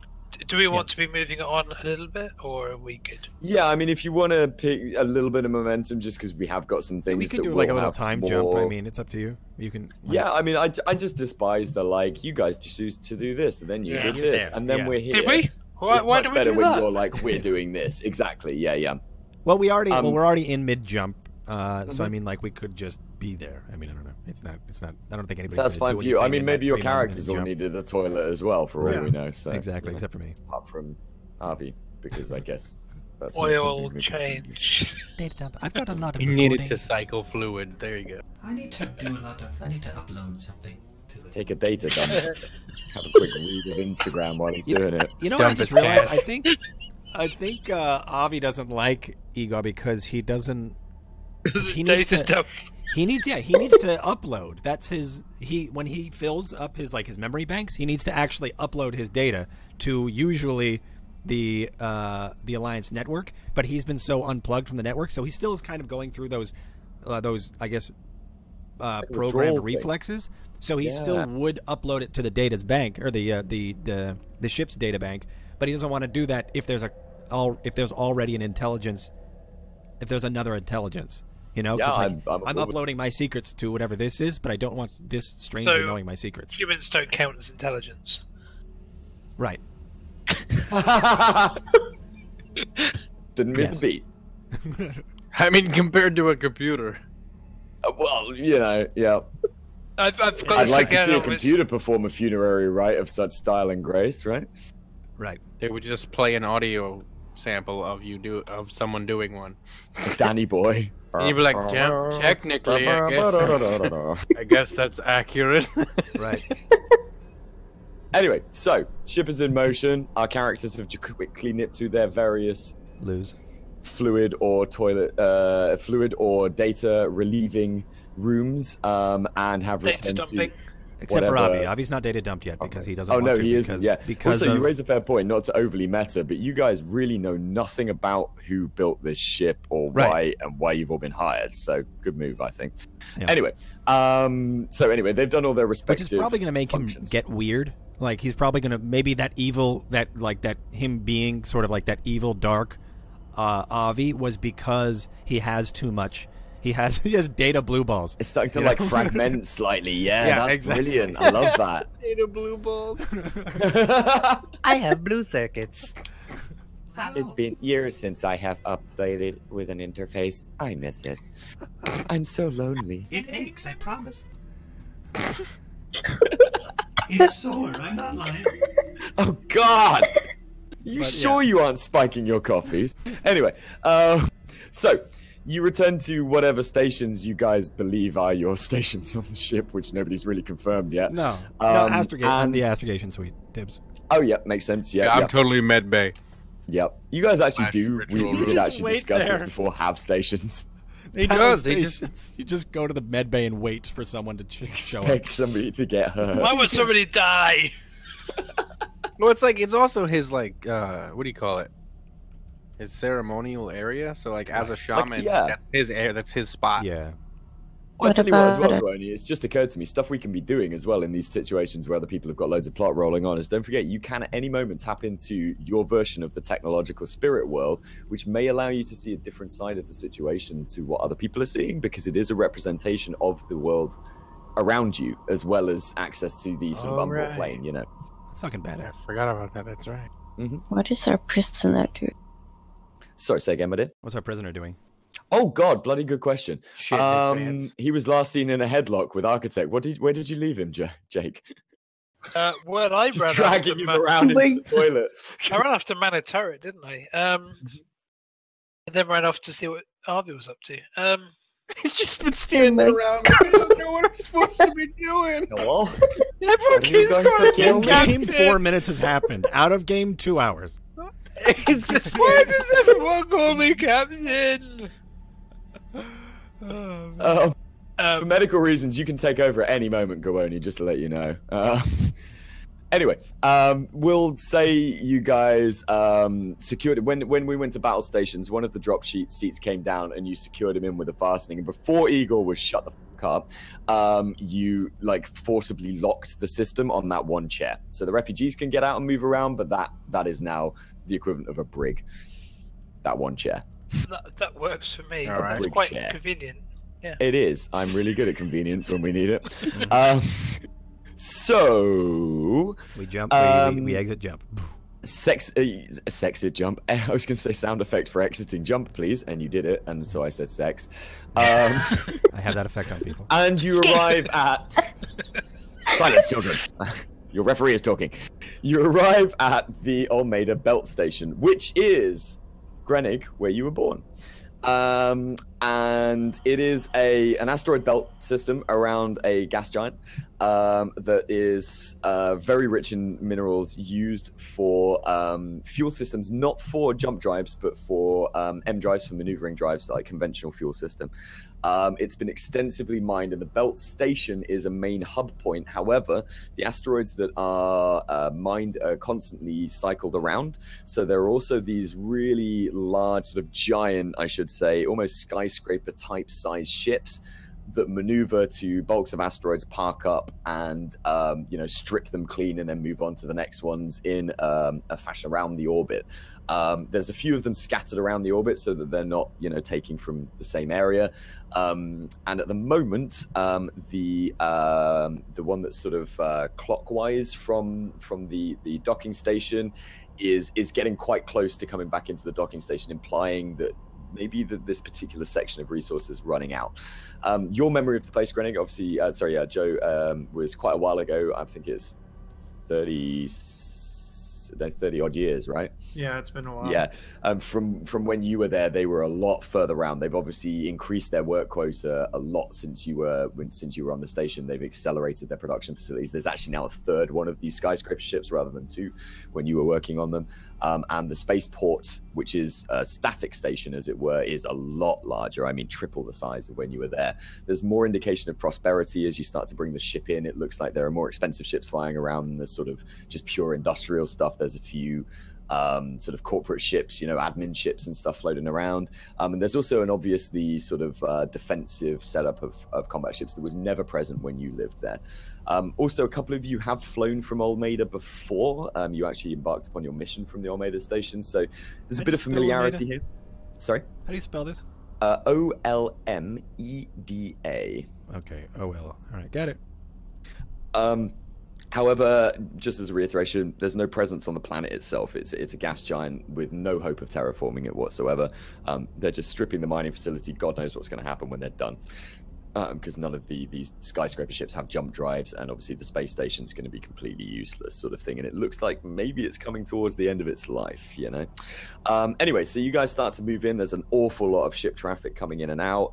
There are a couple of patrol ships sort of move into a formation, do an initial scan on you, and move off again as if they really don't give a damn what's going on. Just sort of following standard procedure, Yeah, Crick was obviously the traditional spelling of Olmeda, thank you. And the comm system crackles into life. Who's on board the bridge right now? Not me. Obviously Leah, because she's flying the ship and nobody ever offers to take over for her. Poor lady's stuck up there for her entire career.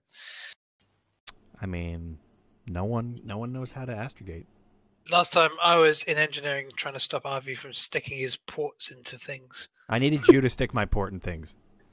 Oh my God. I can't handle it myself. Wow. Just had to take the data dump. Tonight on Robot X TV. I need you to hold this for me.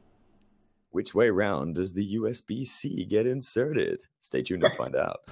Anyway, okay, so Leah, you're the only one on the bridge because nobody else has replied with any sense of, we're on the bridge. And a comm channel comes up, audio only, with basic docking protocols.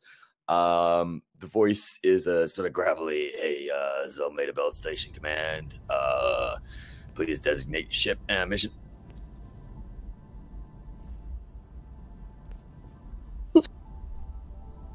Repeat, this is Olmeda Belt Station Command. Please designate your ship. This is the Katamaru. Katamaru, roger that. We need to dock. Please give us brief summary of itinerary of cargo. Refugees that we just rescued. Understood, Katamaru. We are expecting refugees deposited. Upon docking, if you would take the refugees to the ARE department, Alliance Relocation Effort, which is found on sublevel 5 of the docking platforms of the main station. Please proceed to docking port 7 Alpha. Please acknowledge receipt of message. I got it. Copy that. Roger that. Cool, so you've obviously got clearance to dock, and Leah, you also heard that the clearance to dock, and you can easily find where 7A is. No piling checks required. This is a nice, easy one for you to cruise in.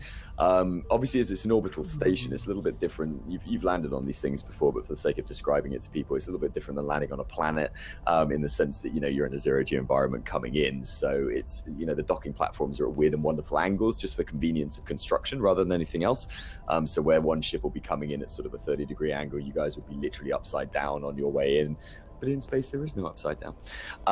And it's a very wide open docking berth designed for the larger industrial ships. There's loads of the sort of hazard yellow and black diagonal striping all over the place, pipes everywhere, bursts of steam coming out as you come in. You cut through one of the bursts of steam and establish a sort of localized gravity field that allows you to very, very gently, it's probably one of the softest landings you guys have had in years, sort of more a sort of, you join with the docking station.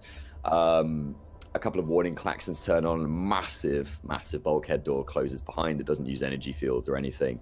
And a final warning klaxon sounds that many of you familiar means that local gravity has been turned on outside of the ship.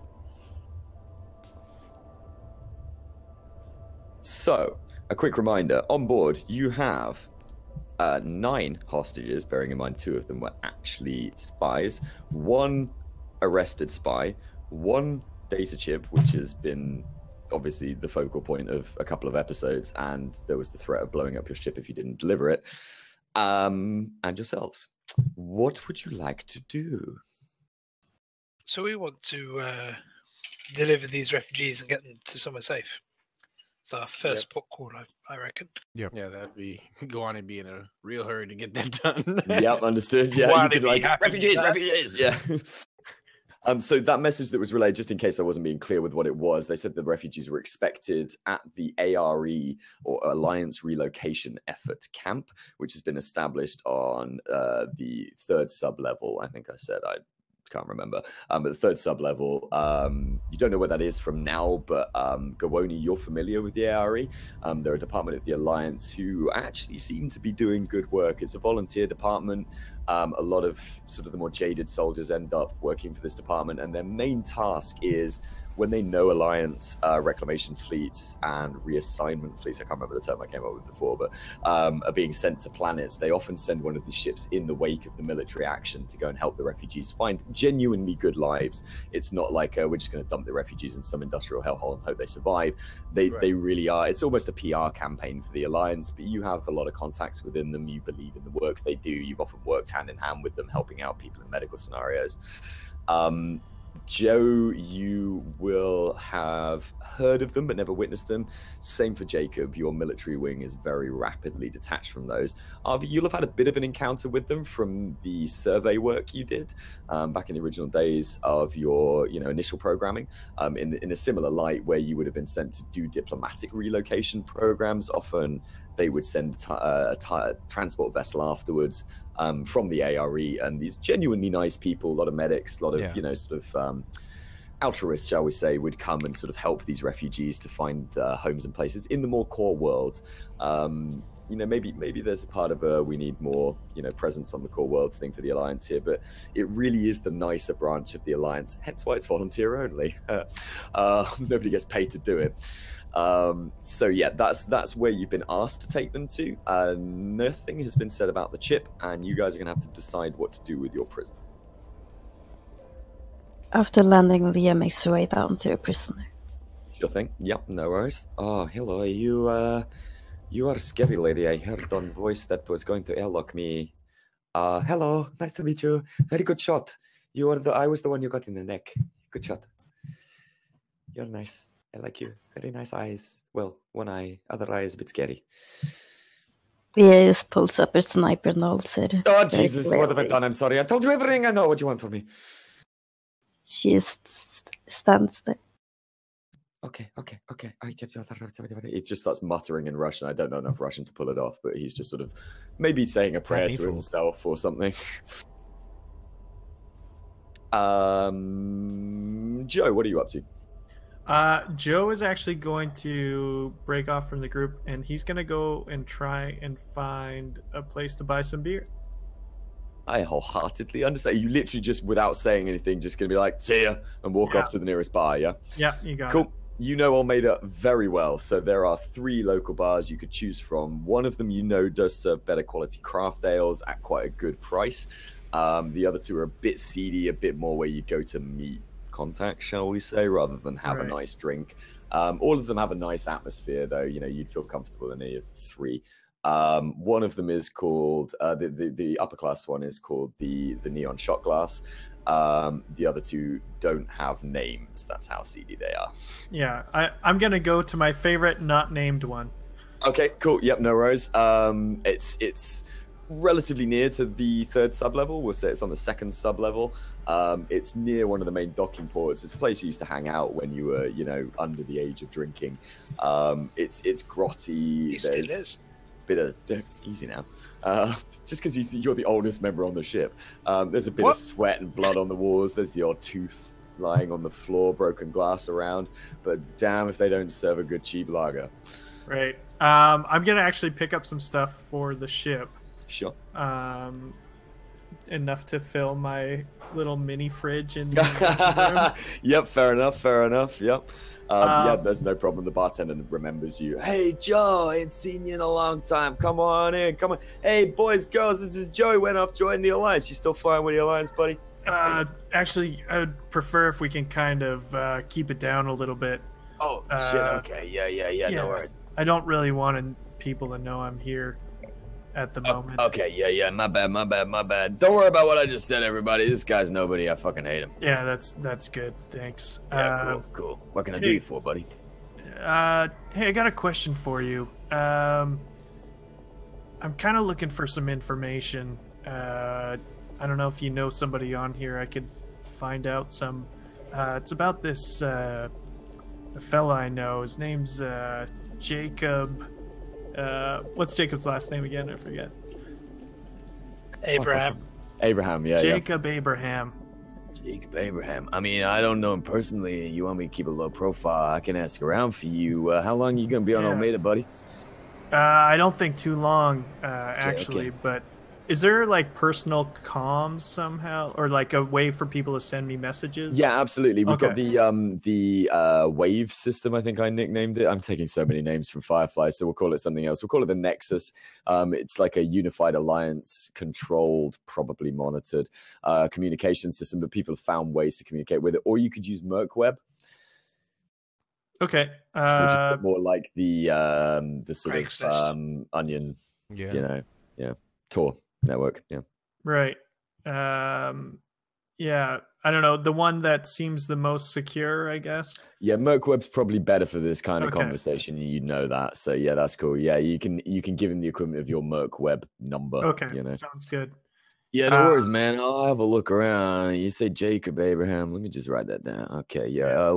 Anything else you can tell me about him? Help me narrow it down a bit. Did he serve as well? Yeah, he did. And I'll actually describe how Jacob looks. And I know him a little bit from our previous boxing matches in the past. Oh, man, you guys served together. Okay, yeah. I'll see what I can find out for you, buddy. I'll try to get it to you as quick as you can. If you're going to leave station, drop me a message before you go so I know. Yeah, I will. I'll give you everything I got at the time. That's no big deal, man. Yeah.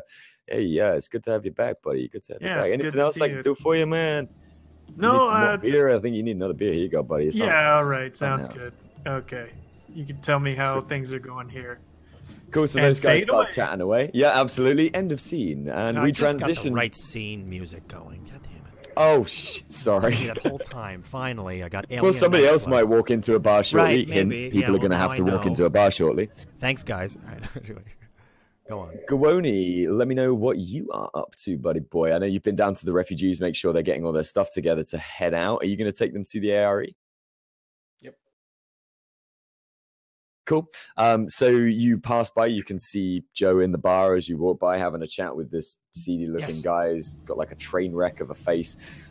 So train tracks all over his face. That's the reference I was going for.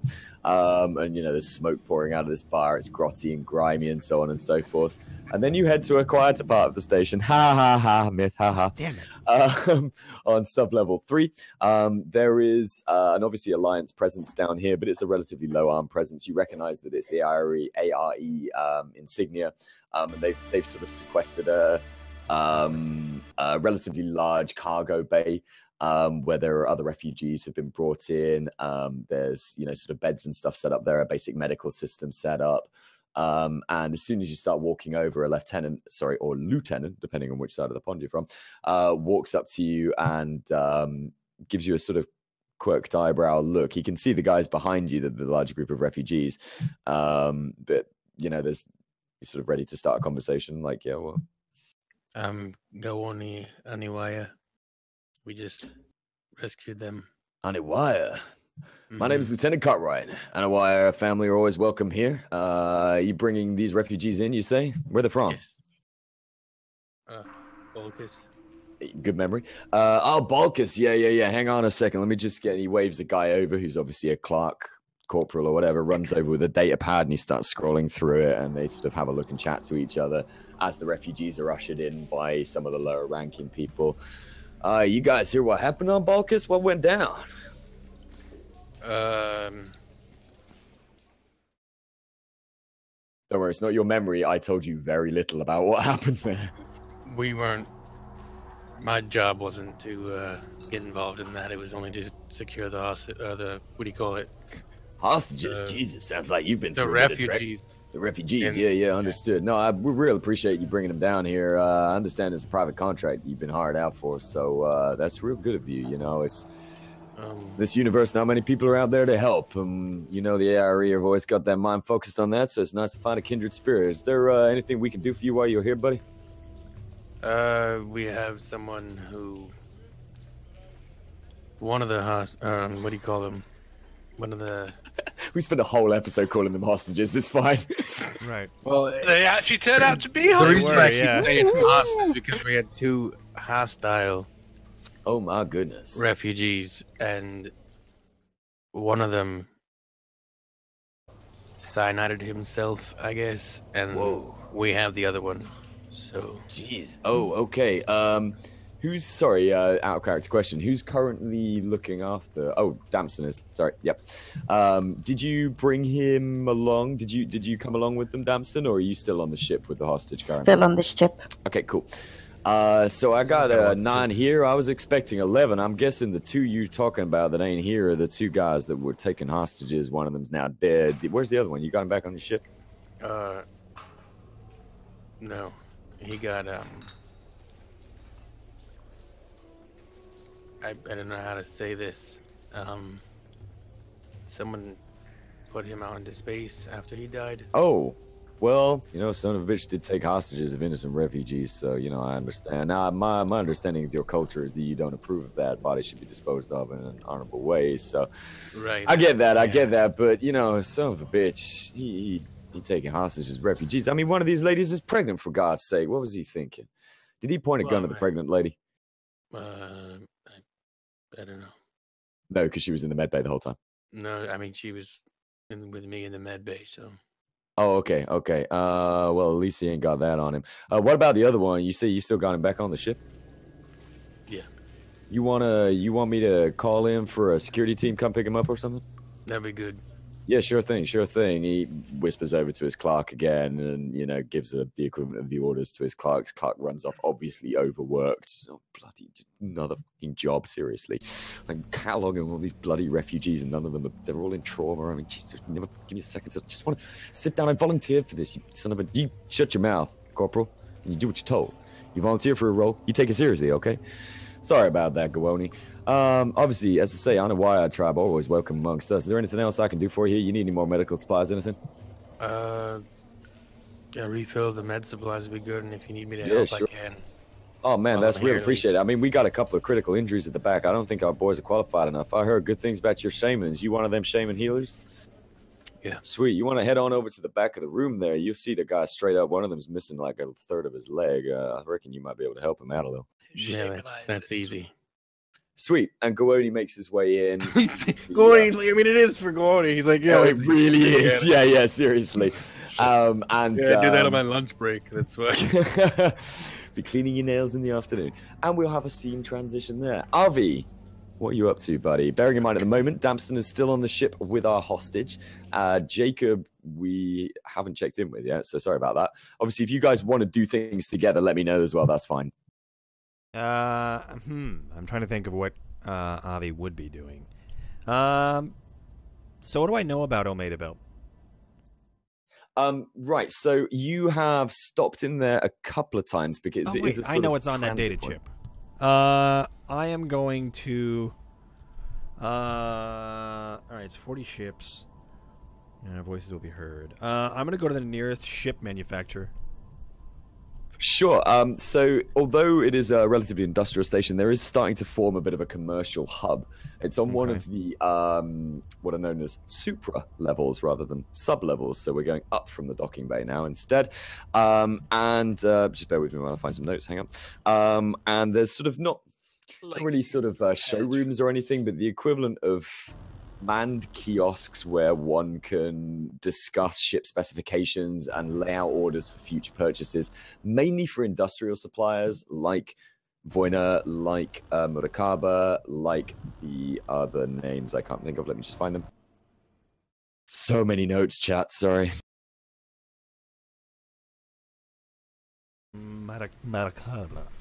Harper, they've got an office here. Voina, I've already mentioned. Tankib and Murakaba, two of the sort of Eastern style ones there. Cultivos Verdes has an office there for agricultural supplied equipment and the odd grow ships, as they're called, like really large bio ships that do mass cultivation of crops in microgravity, which has proved to be a really good way of outputting crops and so on. And there is actually a Shinwa Hige office there as well, which just for chat's benefit translates loosely to Mystic Moustache, who are selling... Yeah, I told you that like every episode. But I keep forgetting. I named it for you, man. So, it. you know. You. And your ship is built by them, and they're the only that's operation out there. amazing. And they've got a sort of luxury. It's the equivalent of a Mercedes office there. So they're selling, you know, sort of these luxury yacht type ships and stuff. Awesome. The guy looks like he hasn't talked to anyone in 6 or 7 months. This isn't the right place for them to have an office at all. Yeah. I'm going to go to the Murakaba. Sure, yeah. So there's a guy dressed there, stood there in a really... Yeah, Murakaba. Yeah. It's Muraqaba. I have a translation for it somewhere, but I can't remember it. Hang on. No, it's down here. Murakaba. It All right. translates loosely as control. Cool. So they sell their itinerary. I mean, the guy immediately, he's very, very charming bloke. I'm not going to do an Arabic accent for fear of sounding a little bit racist. So we'll, you know, British schools. Good afternoon, sir. How can I help you today? Oh my, you are a beautiful example of engineering. Why, thank you. Hello, my name is Avi. Avi, a pleasure to meet you. My name is Sankib.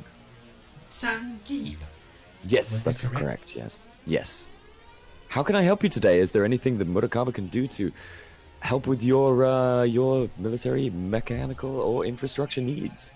Yes, I came here because I just wanted to hear your voice. I understand. I don't understand at all. I mean, that's as flattering as it is coming from a robot. I'm unsure as to the purpose of that. I'm simply a salesman. Affirmative. Yes, you may not understand. I am an old, well, almost out of date,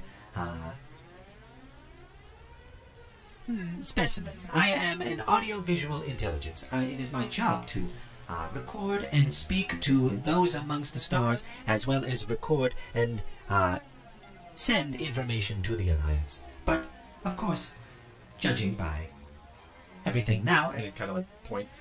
He like points. Whoa! He points to his. Ooh, that was odd. What is that? Ooh. Michael Jackson gun finger. I know. He points to his like the scraps of like the components that weren't actually his, the scrap parts that have been built. Oh yeah, the Rusty's armor and so on. Yeah, Yes. Since it's been some time since I've been a part of the Alliance, but I still do wish to communicate with man. Hello.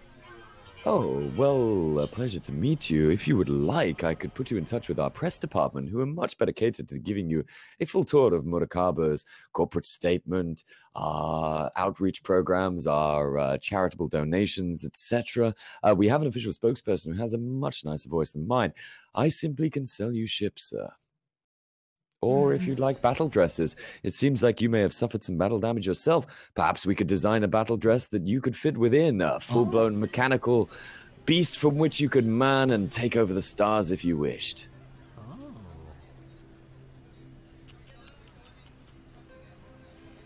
Okay. I genuinely have no idea what you're playing at here, Myth. I'm loving this. Because I have a bunch of data. Well, the meta information is all I have scribbled down from what I get from that data stick is Murakaba's ship, manufacturer, and then I have an arrow going over to the Vuena military. Yeah, if you want, I can read you the message because you will have access to it directly, and I have a legitimate copy. If you can read me the message one more time, I could then probably find it figure again, out where to go. But I consistency on this. All I remember is voices will be heard, and I see. Oh, now I see where you're going. Yeah, no, that's cool. 2 secs. Trying to see if anybody. Job related. He's not a very good detective, so of course he's going to show up and be like, "Hi, are you the person?" So the message was from Murakaba, although as we recall briefly, you did realize that the register was a bit like the language is not what you'd normally find from a Murakaba representation. To Alliance Control, we have a new contract of... Oh no, that's the old message. Hang on. Sorry, I updated it. Sorry, chat. Sorry. Welcome back. No, I didn't really change it. I just fleshed it to be a bit more pro. Here it is.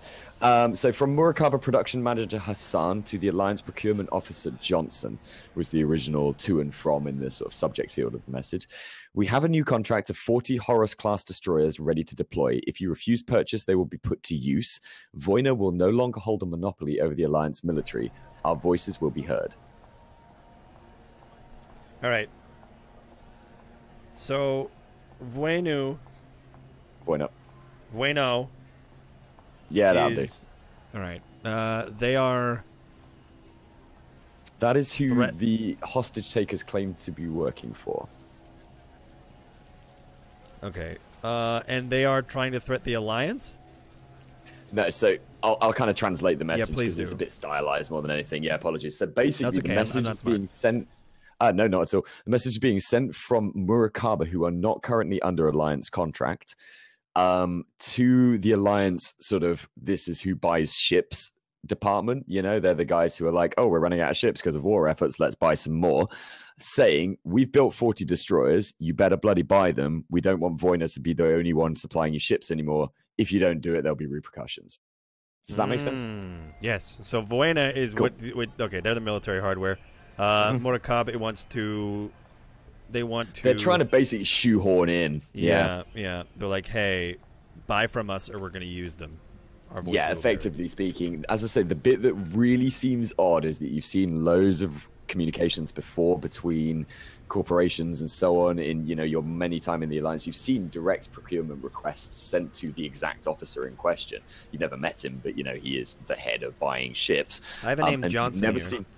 but you've never seen anything with this sort of ideological statement of our voices will be heard. It's always business. It's always, you know, we need this is how much money we can make. We're a better deal than your competitors. We offer better quality ships. There's never an ideological component behind it. This is really unusual. Yeah. So this is all out of I think Avi's wheelhouse. Like, he can hold the information, he can have the information, but I don't think he actually can relay any sort of detective work or figure it out without the social capability of a person.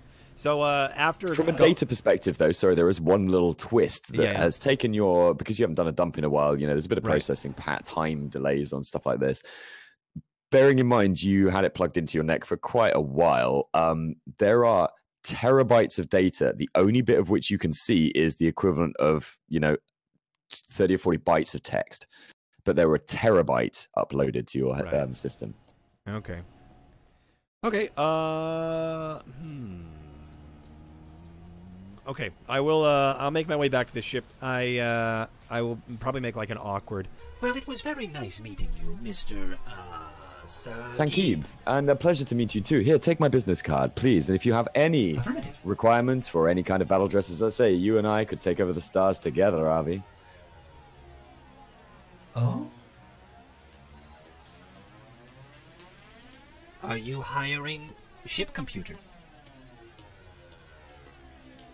Oh, we are always interested in technological acquisitions. I would need to speak to the acquisitions department. I am actually in the sales department. But if you have any interest in looking for new career opportunities or opportunities to evolve your technology.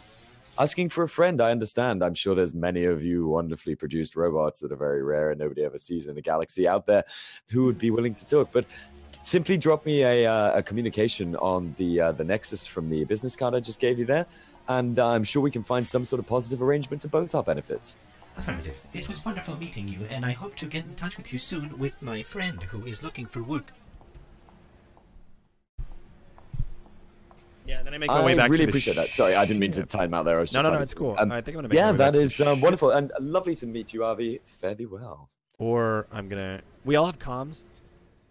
If you choose to open them, you have comms. Yes, yeah, you can communicate for that between shit. the guys. I'm gonna open up a comm to. Who do I trust the most? I think it's Jake. I think well, not trust the most, but I think I have to. I think I would go to. I would probably offer. I'd probably trust Joseph the most, but I think I'm gonna go to Jake because he's my superior. Okay. I'm gonna. Takamori and Avi were bros. That's true. Yeah. See, I don't even know. I guess it could be an open patch to everybody because I literally don't know what I'm gonna do here because I have all this information. Go for it. Hello. Can I do this? Whoa. Yeah, this is what I'm gonna sound like all over the radio. Through comms, fantastic. Just before you have that chat, just because we're kind of keeping time rolling equally here, I'm just going to work out what Jacob and Leah have been up to. Say the last 10 minutes. I'm gonna pee real quick. Right back, guys. Don't miss me. Bye. We miss you. I'm gonna go data dump. Make safe choices.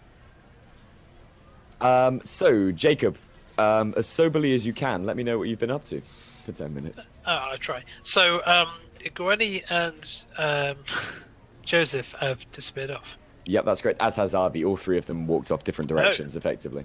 Fantastic. That helps. So, with that in mind, Jacob would probably want to try and close the deal and stop people chasing after this damn data chip. Oh, because you've still got the data chip and nobody's tried to take it off you, have they? I assume so. Wait a minute, who had it last? Arby had it last, then he took it out. No, you took it off him, I remember, in episode 1, yeah. Episode 2, even, so yeah. So imagine I will try and find somebody who would take it off me.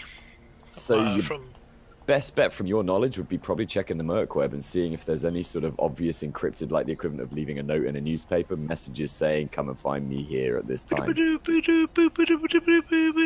Quick question. Are you going to check the Merc web from the ship, or are you going to check the Merc web from the station?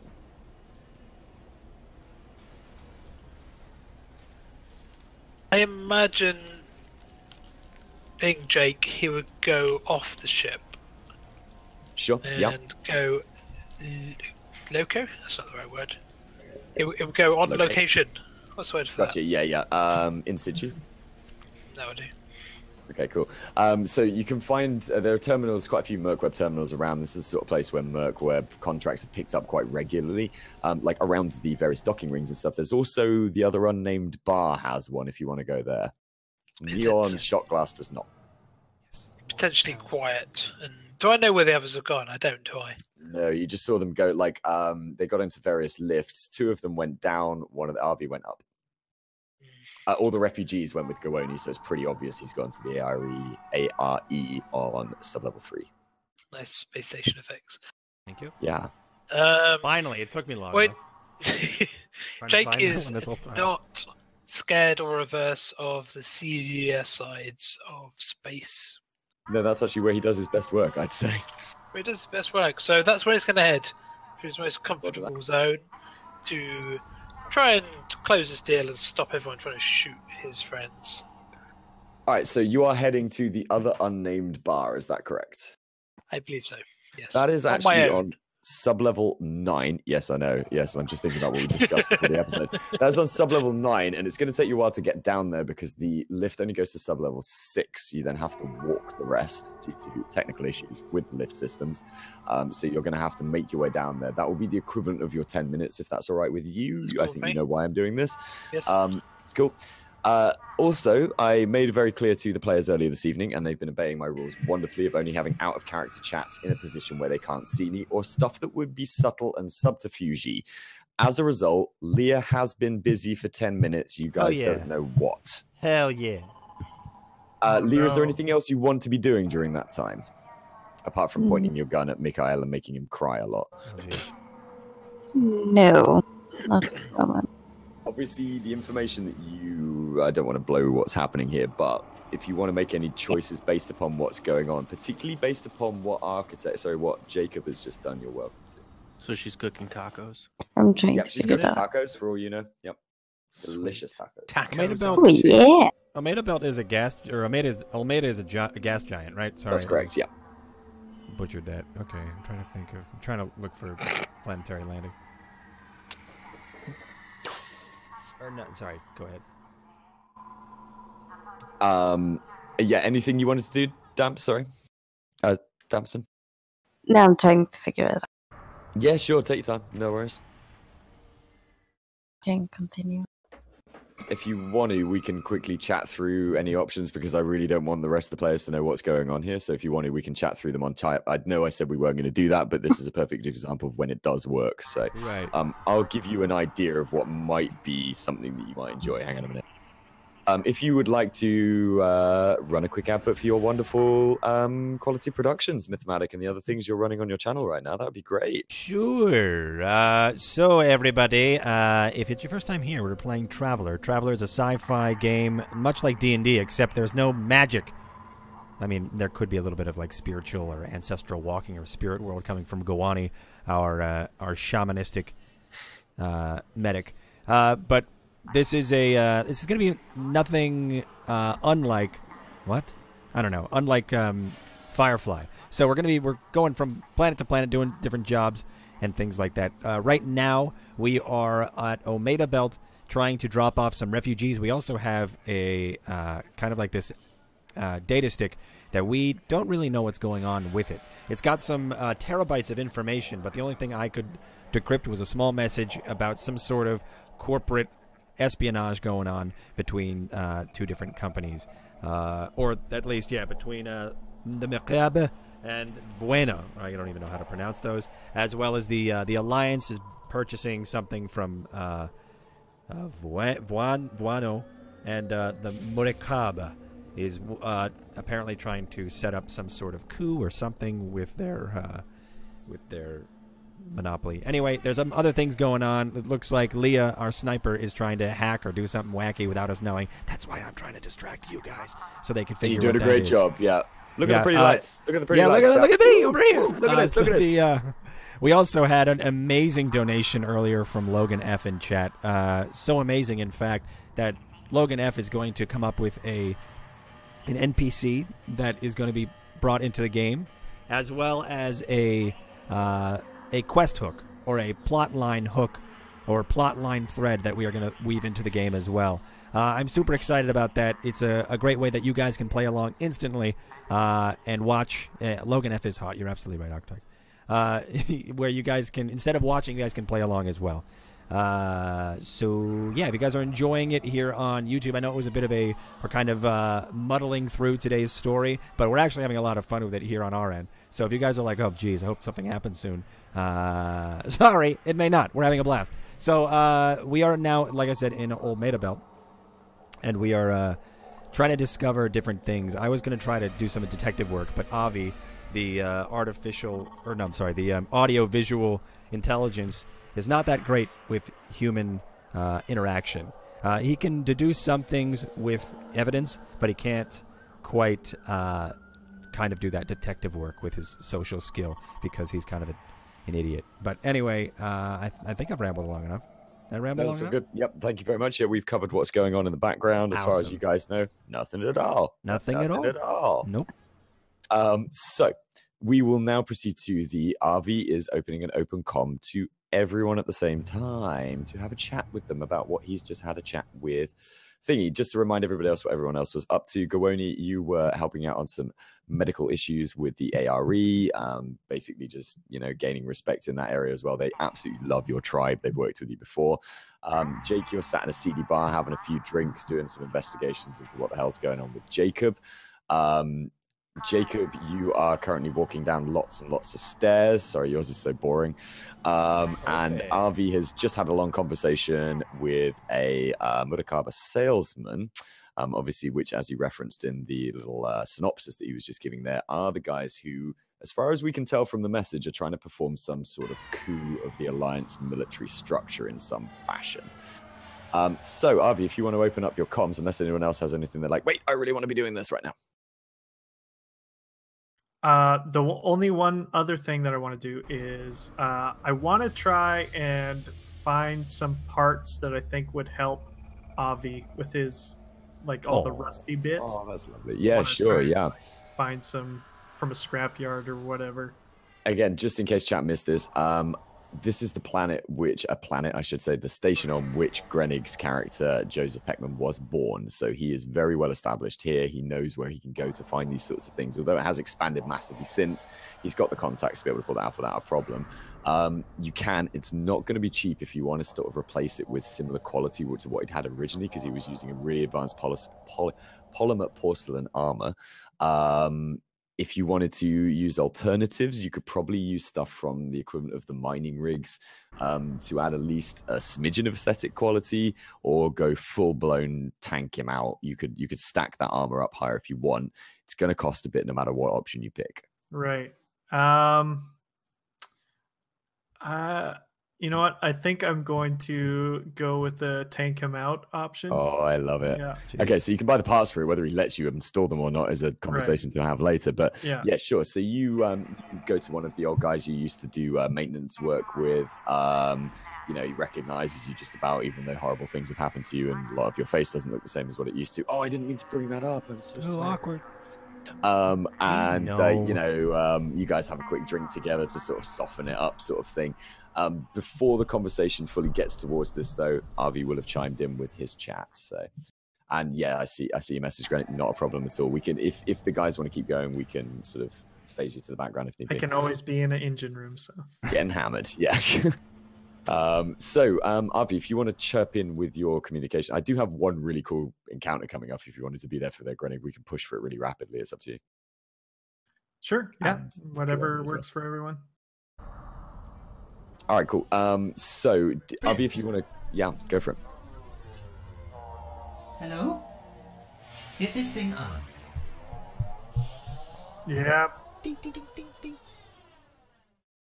Yeah. Yes, so I was wondering if, did you know that the data stick, when I was using it and I was looking for a place to put it, I put it in my, in one of my ports. See, now, unfortunately, it was a great place for me to put it, but the unfortunate news is there was terabytes of data that automatically loaded onto me.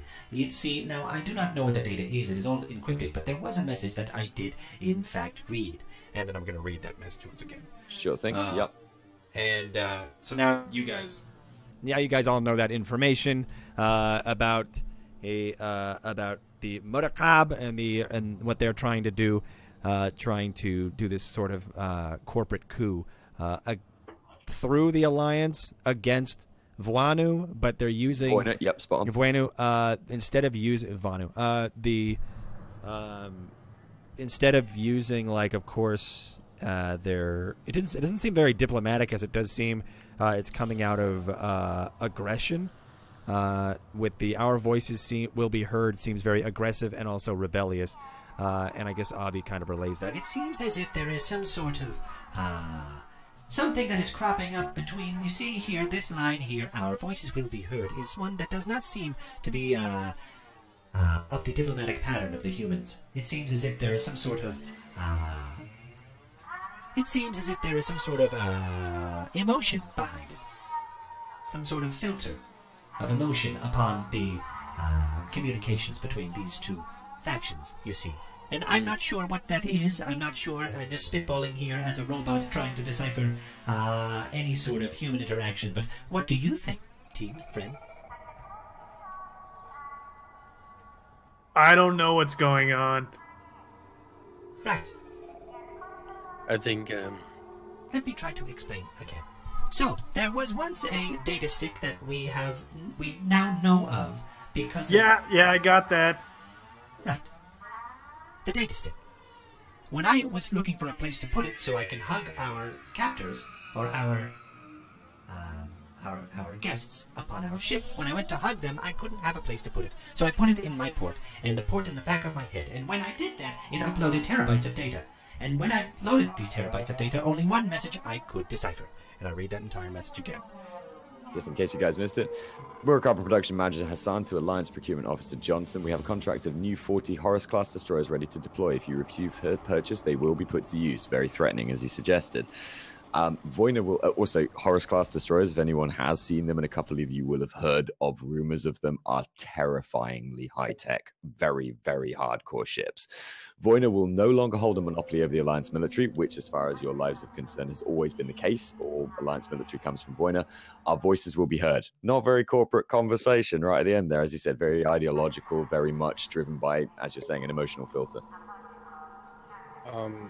Can Gawoni use his Raven to kind of like remember that message?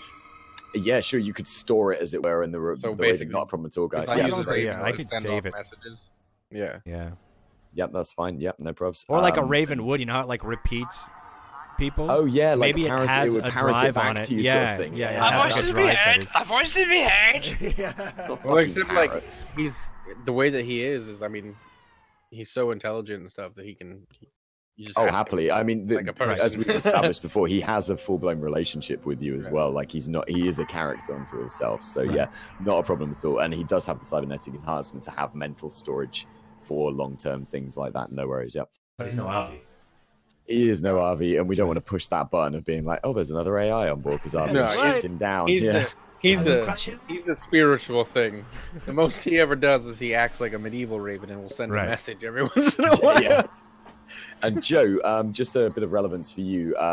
So obviously Voyner are the reason why your face is as it is, because they like to cut corners. They were the guys that kept fucking around with Alliance hardware. Man, you may have a different view to everyone else because you know that Murakami do make good quality ships. You've seen their work. You've been involved in, not directly involved in their design, but you've seen, you know, when talking with other engineers on forums and the equivalent, you've been like, wow, Murakami have got their heads screwed on. They're no Shimohige, but they're high-tech stuff. And 40 destroyers is insane. That's enough to take, you know, entire systems control forcibly. Right.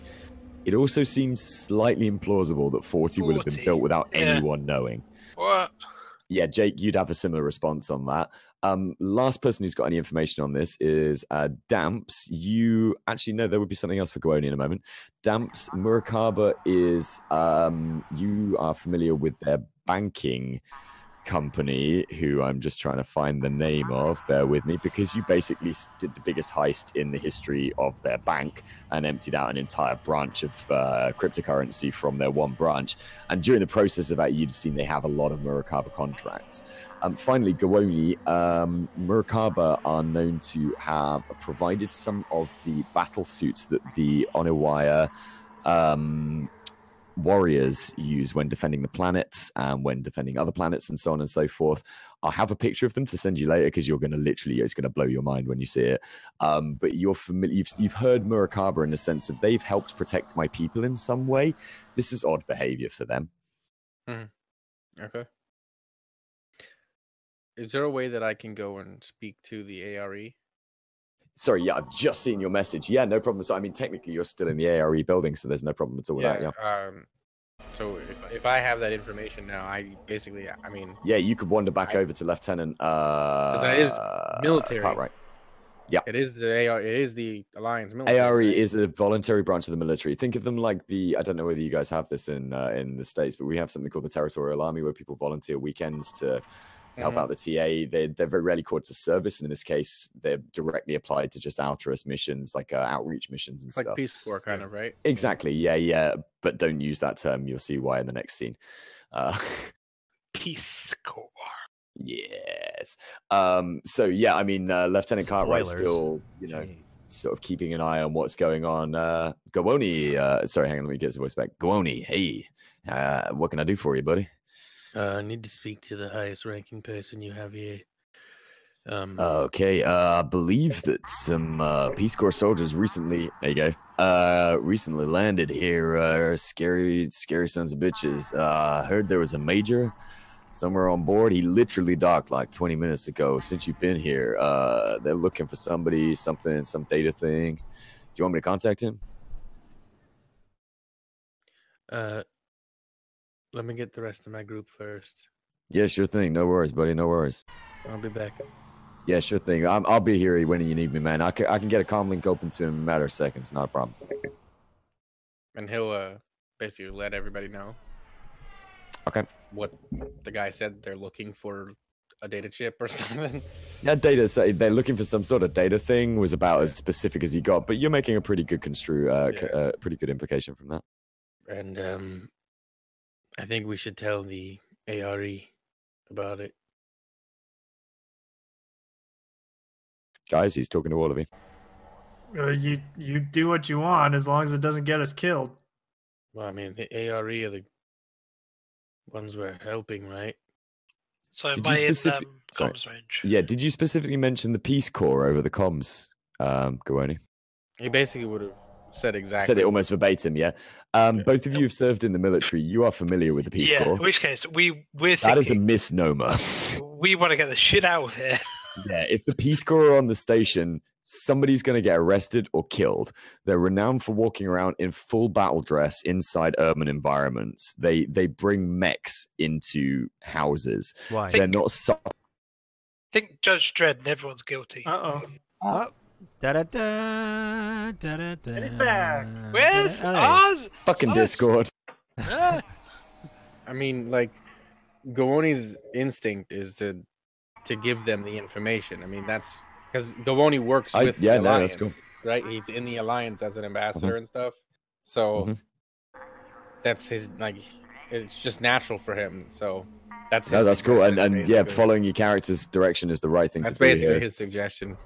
Yeah, I mean, Jake and Joe, yeah, you've met Peace Corps guys before. These are shoot first, ask question later kind of guys. I mean, I've been in the Marines, I've been in ground assault, I have massacred civilians, and these guys are something else. Yeah, I think we should get out of here. We're gonna have problems. Yeah, I don't think he's in that game. Right, it's meta. It's meta. Sorry. Oh, I was gonna say, I was like, yeah, no, that's meta. I was like, holy god. All right, so. So do you give? What do we do? I suggest we get back on the ship and leave.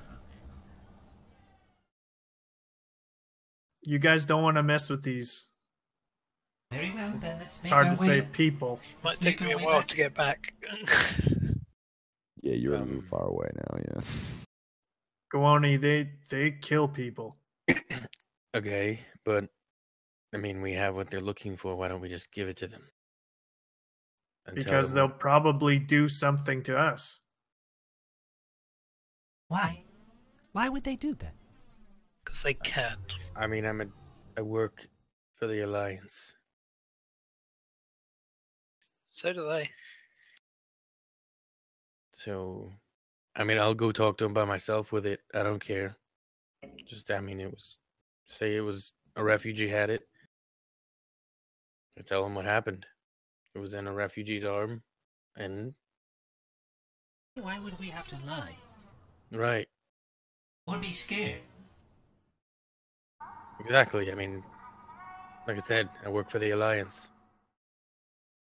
Yeah, I've seen people taken from their homes and put down for no reason, really.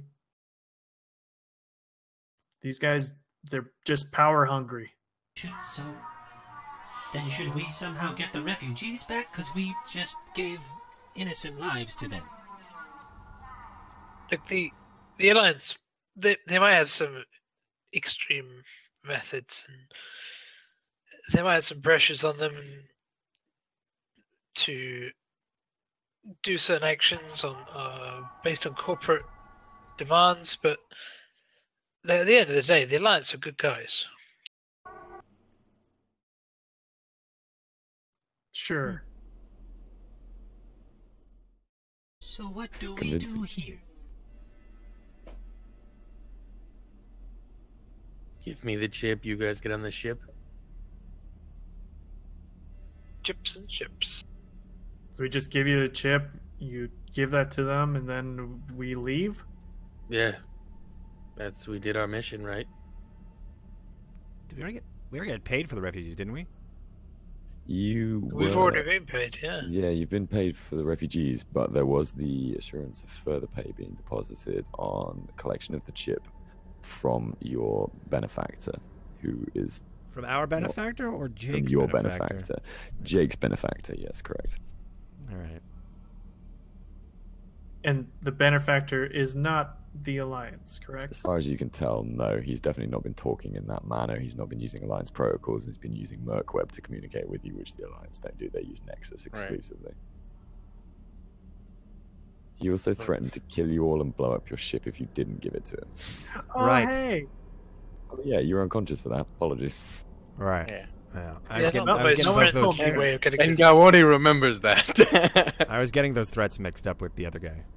Yeah. Okay. Yeah, so we have... They would probably protect us. We have data that we were ordered to protect on pain of our own life by our own benefactor. People were sent against us and we fought them off. And now the Alliance seem to have, although we haven't had confirmation, although we can guess, sent the Peace Corps down, because the Peace Corps don't just get sent down for nothing. They are bullies. They mean business. So what business are they after? We can pretty much guess they're after us. Possibly. So, might be here on completely different. We might just be shooting the gun here. So I'm going to update chat for those who just joined. We are in a predicament right now. We've had an offer. We have a job from someone who threatened to blow up our ship if we don't complete it. We also have Alliance.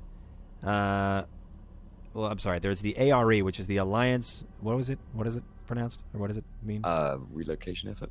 The Alliance relocation effort, which is kind of like the Peace Corps, but apparently this Peace Corps isn't peaceful at all. They walk around in battle suits, and they actually have some sort of morally gray way of working. Anyway, we went on to... Just to clarify, there's two different Alliance groups present. The ARE are actually nice guys. They're the guys you've given the refugees to. They're totally fine. They're not attached to the actual named Peace Corps. Oh, there's one called the Peace Corps. Yeah, and they're the guys who like to turn up in giant battle suits and beat the crap out of people. Sorry, I didn't make that clear. So. All right. Yeah. So, and now they want this Peace Corps wants the data stick that we have from a separate job. All right, so this Peace Corps wants a data stick from a separate job, or we can go and just have the data stick and leave the planet. Joseph Peckman, our engineer, our chief engineer, is telling us to just fuck off. Leave this planet, or leave the station, and get out of here with the data stick, or whatever, just as long as we leave. Gawani is telling us that Gawani is our shaman and medical man, that he is willing to just take the stick down to them because it's our job, and that's what he's like, why would we not? Avi, my character, doesn't really know what to do because he'll follow the group anywhere. He has questions for both sides, but he doesn't quite understand them at the moment. What's up, Richard McSunday? How are you? Jake also is on the impression. What was your thing? Are you saying we should go or stay? I'm saying that we don't want to mix with these guys, so either we want to go and not be here. Go now, or do what they say. Or do what they say. So you're kind of like, we should act fast and not try to dance around it. Okay, and Leah, are you on comm? Do you know what's happening, or are you I know that you were doing something. I'll chip in here. She's been listening, but she's not been in a position. Talking would not be in her best interest for what she's up to at the moment. Sure. But it's up to her whether she now breaks what she's doing. Right, no, she's quiet. She's still quiet. Still quiet. Yep. Okay, cool. Cool. Yeah, so that's kind of what we're doing at the moment. If you leave, you'll be killed by those people that threatened you. Yeah, it's true. If we leave, we will be killed by the people who threatened us later. So it's pretty much the conflict here is, who do we want to fight? Do we want to fight? Do we want to fight this quote unquote Peace Corps, or do we want to later fight whoever our benefactor is, or whoever started this? Like, it's kind of it's just a tango with which enemy at the moment. Do we want to make an enemy now, or do we want to make an enemy later? It's up to you guys. It's up to all of us, but I would like to know what you guys think. One extra bit of information I just didn't mention here is you now have 2 copies of the message. Just saying. That's true. Yeah. So, Gawani, you want to give it to the ARE or to the Peace Corps? to the ARE. Oh, okay. Gotcha. Oh shit! To the highest ranking member of the ARE. Sorry, because they'll have the best judgment as to who in the military to give it to. Would you be able to? Okay. Sorry, I guess I should talk in character again. Would you be able to give it to your bird and send it to them, and while we make our way to the ship? Because either way, we need to get out of here. It could probably move faster than you can, I imagine. Issue is with that, I approve of the plan, but currently he doesn't have the data, either copy.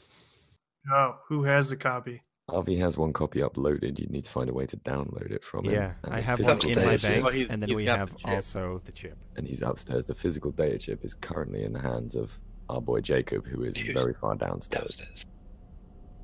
Which is Jacob's fairly close to me though in the med bay. Yes, he's closer to you than Harvey is. Yeah.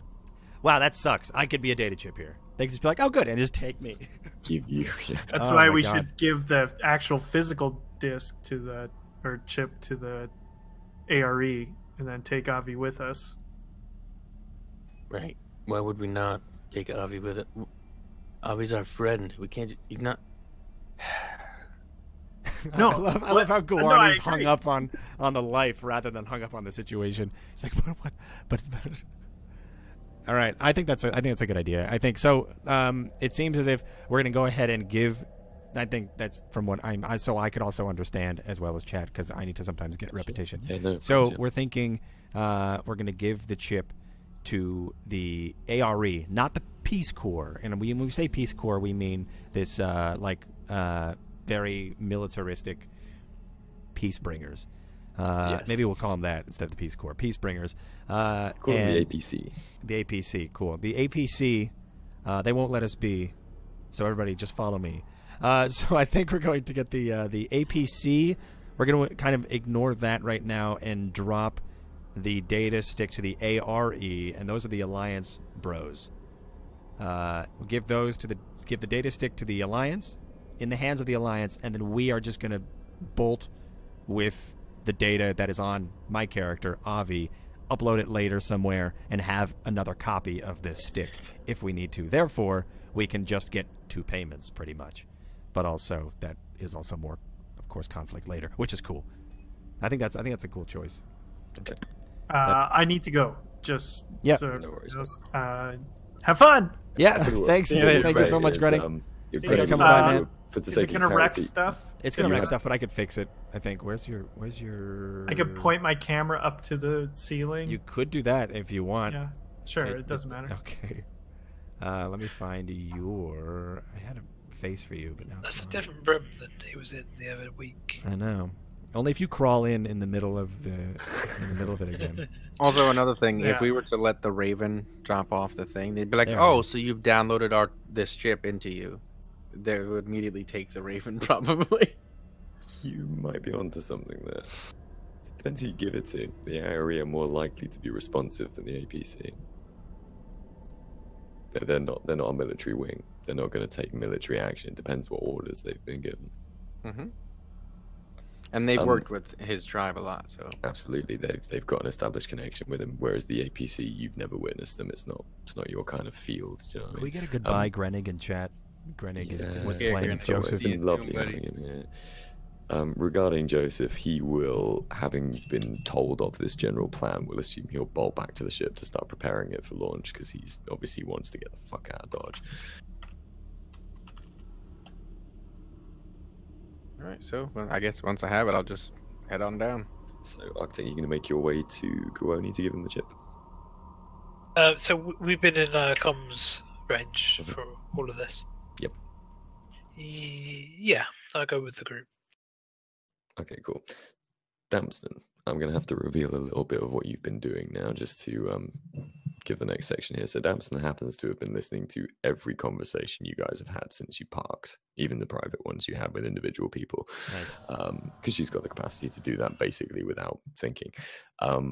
you've also, in the process of doing that, sort of tuned into the local comm stations, and you can now hear the APC's communications. They haven't said anything until now, but it's the equivalent. I can't do loud voices now. Sorry, I think I've really aggravated my housemates. So, but think sort of stormtroopers, but actually scary. You know, they probably can hit the wall side of the wall. For us, though, isn't it?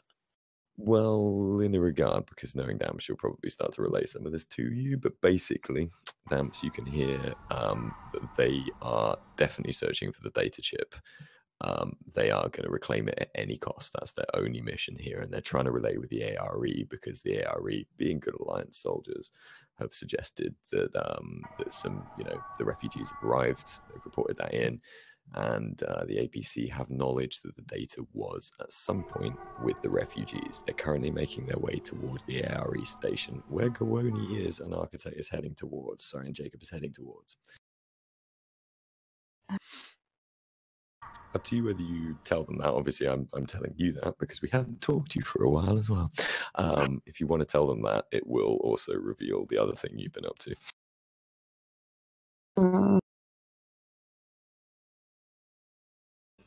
No, not yet. Okay. I love your character. She's so sly. Okay. So, Architect, you're going to start to make your way up to the ARE station, which is about 5 floors above you. Arvi, what are you up to in this meantime? You're 4 levels above Gawoni. Hey, Griffin, we started at 4 today. Sorry, Griffin. Sorry to cut you off. We started at 4, and Jalen's great questions in chat. Trying to keep everybody up to date as we type it away here. Oh, that's so keeping an ear out for anything that's happening. Griffin, just because you're joining us, we landed on the Olmeda Belt, and we are trying to get the refugees to the ARE, which is an Alliance Brotherhood, to the Alliance, and we did, and now we have that data stick from last episode, which you may or may not know about, but there's a data stick from that we're trying to get to the ARE as well. But there's another corporation known as the FTC? ATC? What was it? APC. It's a branch of the Alliance military. The APC, branch of the Alliance military, who will stop at nothing to bring peace, pretty much. So they are a militaristic peace bringers. Secret police, yeah. And they will stop at nothing to get this data stick, and we are trying to keep it from them. We also have a data copy of the stick inside Avi, my character, as well as the physical one. The physical one we're giving to the ARE, which is the Alliance good guys, but there's also the Alliance bad guys who are after us too. Is pretty much what's going on. Yeah, for the sake there of is chat, some corporate I don't want to... coup going on within the data of the.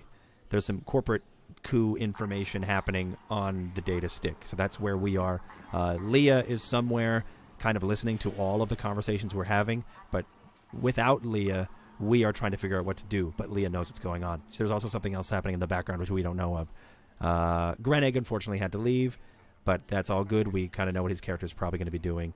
But other than that, that's the predicament we are in. We are at Olmeda Belt. That's what the background is. We are at that station, trying to figure out what to do next. Right now, I think we're maybe on our way out. We're also hearing radio chatter, or we may hear some meta radio chatter. Yeah, I apologize. Actually, that was specifically only Damston that's heard that. Okay, great. So so we're trying to make our way to the ship with Gawani probably bringing the chip, but we have to get Gawani to Jake because Jake has the chip to then bring it to the ARE. So that's where we are. Yeah, spawn. Good summary. Yeah. No recap. Good. All right. I'm glad you guys understood. Sometimes I get scatterbrained in that stuff. Also, I'm terrible at keeping it all together in one place. I know what it is in my head. How come you guys don't understand? Oh, wait. It's really good. It's really good. Just also what are you doing? For streaming these games, it's like every once in a while, maybe like every 45 or so minutes, just doing a quick recap because it'll keep me interested because of my ADD. I'm not interested, but keep me on the same track because I'm doing a bunch of different production things as well as people in chat. So sometimes it just helps me to do these updates. That's great. It keeps me in the context of where we are in the episode as well, so I can look at my little act plan and go, sweet, we're still only on Act 3 of 5. Yeah. Which we're not finishing off this episode today. So, Architect, Jacob, I've got to get that right. You're going to start to make your way towards the ARE staging post, yes? Yes, with the knowledge that I've got now that we need to get the data to the ARE. That's what the group has decided. Yeah, sure. Worth you knowing from your military background as well. A bit meta for everyone else here, but it's highly likely the ARE are going to immediately give it to the APC. They are the alliance after all. I don't. Jake doesn't care. No. He either wants to get it to the person who's paid him, but they don't seem to have made themselves immediately obvious. So he just wants to get rid of it. So if people are chasing down his team, he'd rather be chasing somebody else's team for it than his team. Yeah, I get you. Yep, nice. Yep. Gawoni, are you going to wait there for him or meet him halfway? Or No, I'll meet him halfway. Cool. And Arvi, you're currently 4 levels above Gawoni and about 9 levels above the. Okay, so a couple of levels down to the ship. Yeah, I would assume that you'll probably be meeting Joe on the way there. He'll meet you at the sort of neutral point, and you can head back to the ship together. Yeah. Just to let you know, when you get there, one of the airlocks is closed, and Mikhail's in there saying, "I need the toilet. You guys are really in the toilet. Am I going to have to go in corner of airlock? You didn't think this through. Scary lady with a rifle didn't tell me when I could go to the toilet." But obviously that might happen a bit later. I just wanted to make sure I plugged it in there. Right. Okay, so you guys are making your way towards each other. Dams, again, this is meta for everyone else, so apologies that I'm doing this. I just want to make sure we're keeping Dams engaged here. Com chatter is that they are now between the ship and the ARE outpost. They're going to beat Jacob to the ARE, the APC that is. So these thugs, for lack of a better word, are going to arrive on scene where Gawoni is before Jacob makes it there. Could she tell them that she exited the ship and was nearby to keep an eye on the place and saw them coming up? Yep. I'm trying to do this without blowing too much. I don't want to type too much, but are you close enough they'd actually hear you? Oh, God. You are, right?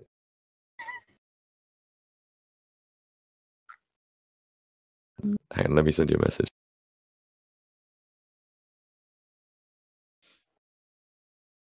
Yeah, we're really lucky to have Solace as our referee, Griffin. Oh, bless you guys. Sorry about the little bit of dead space here, and also apologies to everyone on my voice. Damn straight. Hang on, I'm going to try and tie that with my chat. Right. The reasoning Solace went into such a dramatic lower speech here is because his roommates are, when they had to go to bed. It's late where he is. 12:30, right where you are. Yeah, it's a half hour past. It's midnight. It's half midnight, right? Is that how you guys would say it? Yeah, and so it's late for him, and he's just trying to keep it down. It's also very dramatic, which is great. Yes. So yeah, you can relay that information without blowing anything up there, Dams. Well, she basically tells you guys that there's bad guys approaching the ship. Is this as I make my way onto the ship, or is this no? When they're coming from. They're between now. They're on their way from the ship to the ARE staging post. So they're actually on sublevel 1. The ARE staging post is sublevel 2. The ship is at neutral level, ground floor. So they're moving away from the ship towards the ARE staging post, which is where you've arranged to meet. So there's going to be some sort of pinch here. Effectively. So if it were to play out with anyone changing their plans, right, Gawoni is going to be met by them first because he's there. Yep. He's basically just going to by himself. Tell him to run. Tell him to hurry up. And then a couple of minutes later, 5 minutes later, Jacob is going to arrive at the same place. Anyone who's above that level, which is technically RV and Joe, you're not going to witness any of this. They've gone past you already. So yeah, he's told you to hurry the hell up. Okay. How does this place look? I'm gonna hurry the hell up. Yeah, sure. Like sub-levels and stuff. I mean, we're talking like there's the base where like the platforms where like the quote-unquote ground layer, and then there's like maybe like inverted towers going down and spires going down, and that's what pretty we're much exactly. Yeah. It's if you think of it from to just give it a simple geometric shape, you've got a cone coming from it's like a large disc, which is the ground floor with all the docking platforms on it at crazy weird angles. And then you've got a large cone heading upwards, a large cone heading downwards. Obviously, it's a lot more complicated than that, but for simplistic explanation. Okay. And you were upwards, everybody else went downwards. It's about 10 stories each direction, roughly.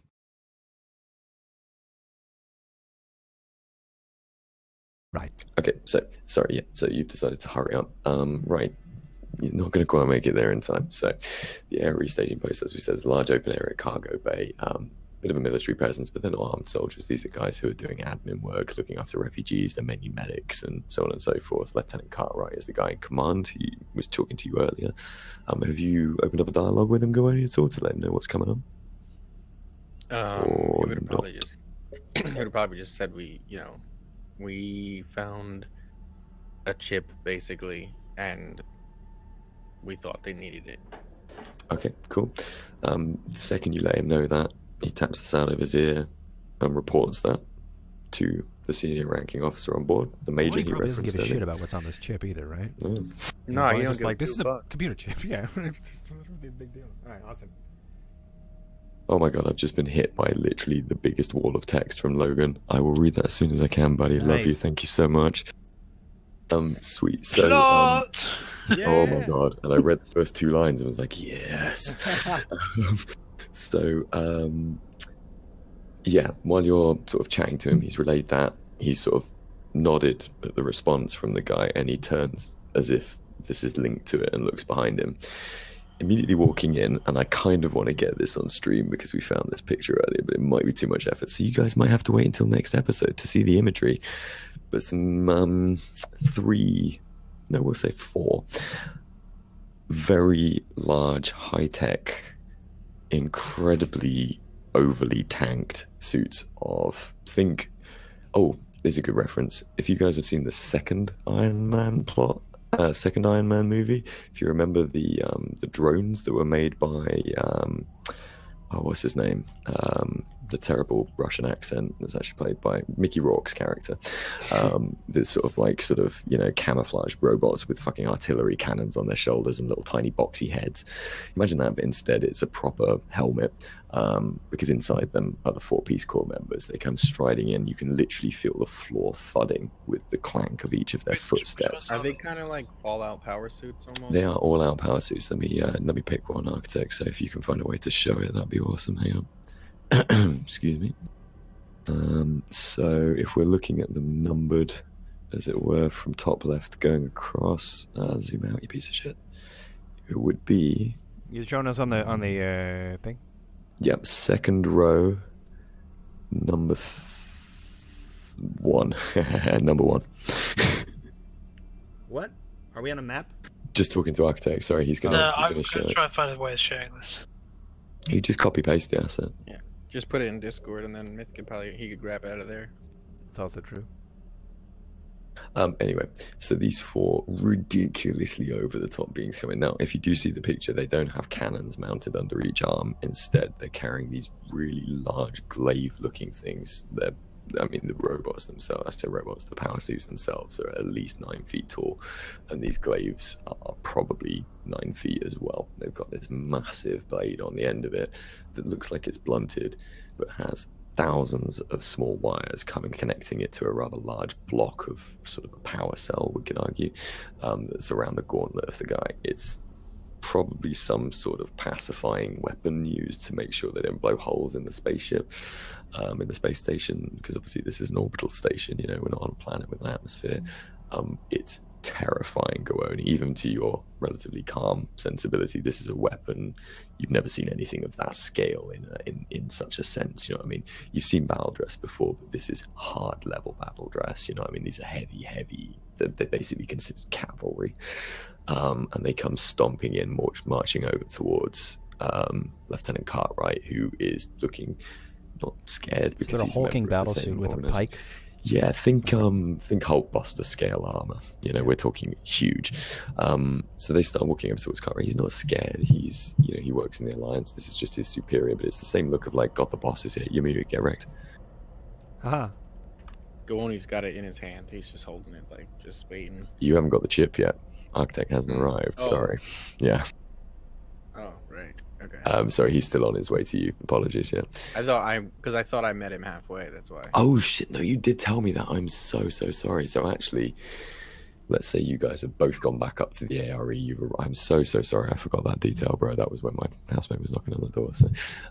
So you have both walked in. Architect, you will see this as well. That also saves me explaining it twice, so that's groovy. And you've both walked back in to talk to the ARE to give them the chip, and you've seen that these 4 guys they're waiting there for you. And Cartwright turns, points at you guys, and goes, "He's the guy that said he had the chip." And the robot head sort of looks at you, the arm rotates, the glaive is produced into a more menacing fashion. There's the picture. And they start to advance towards you. They're on the opposite side of the room at the moment, so 10 or 11 seconds before they make it there. Architect, you've seen this battle dress used once before. I can't remember the name of the planet, but you remember the one with little Timmy? Yeah, I probably spectated it. There's probably a guy armed with a flame cannon, and he was gleefully immolating every sign of life that was ever present. Yeah. So yeah, this is shit you've seen before, and you know what comes next if requirements aren't met, shall we say?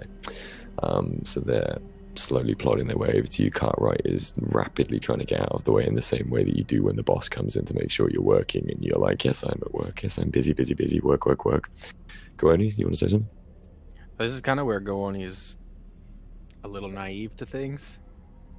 Yeah. He doesn't really, like, he has no idea about war or anything when it comes to that stuff.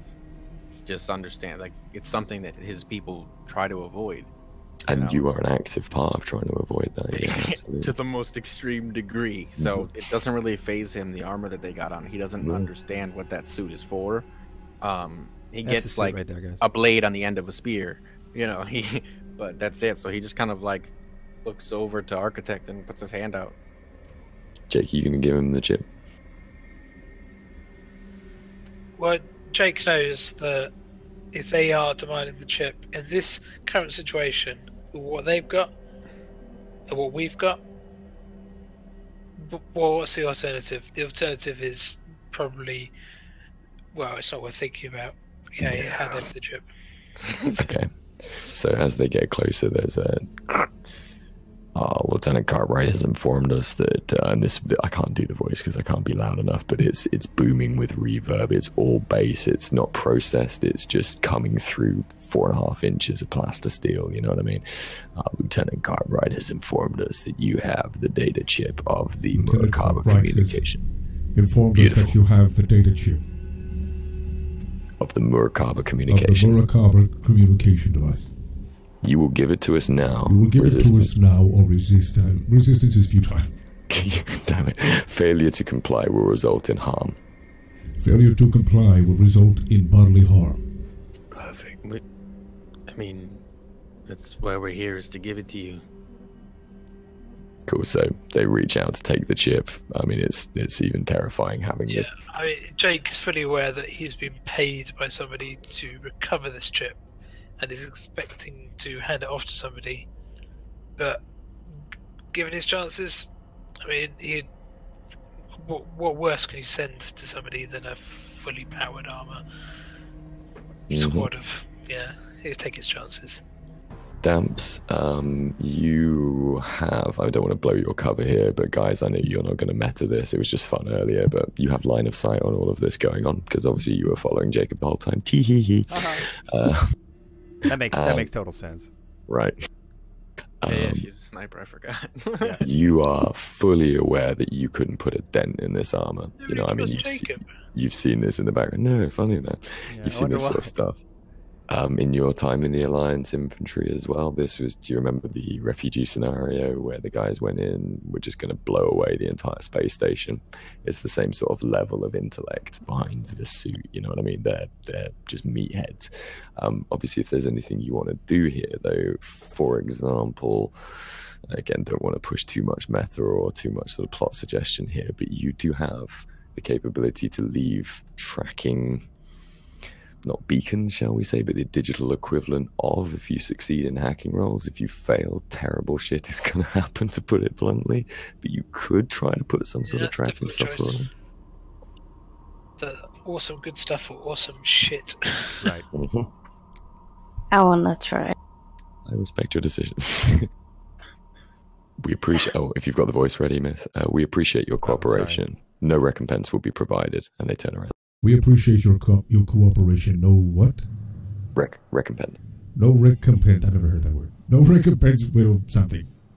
No recompense will be provided. Basically, they're not paying you for this. They want the chip. They're getting the chip. They're not going to give you money or a reward or anything. Nailed it. He'll just shrug and it's only doing what's right. You have all the refugees. That was put in one of them's arm. We noticed it when we were bringing them in.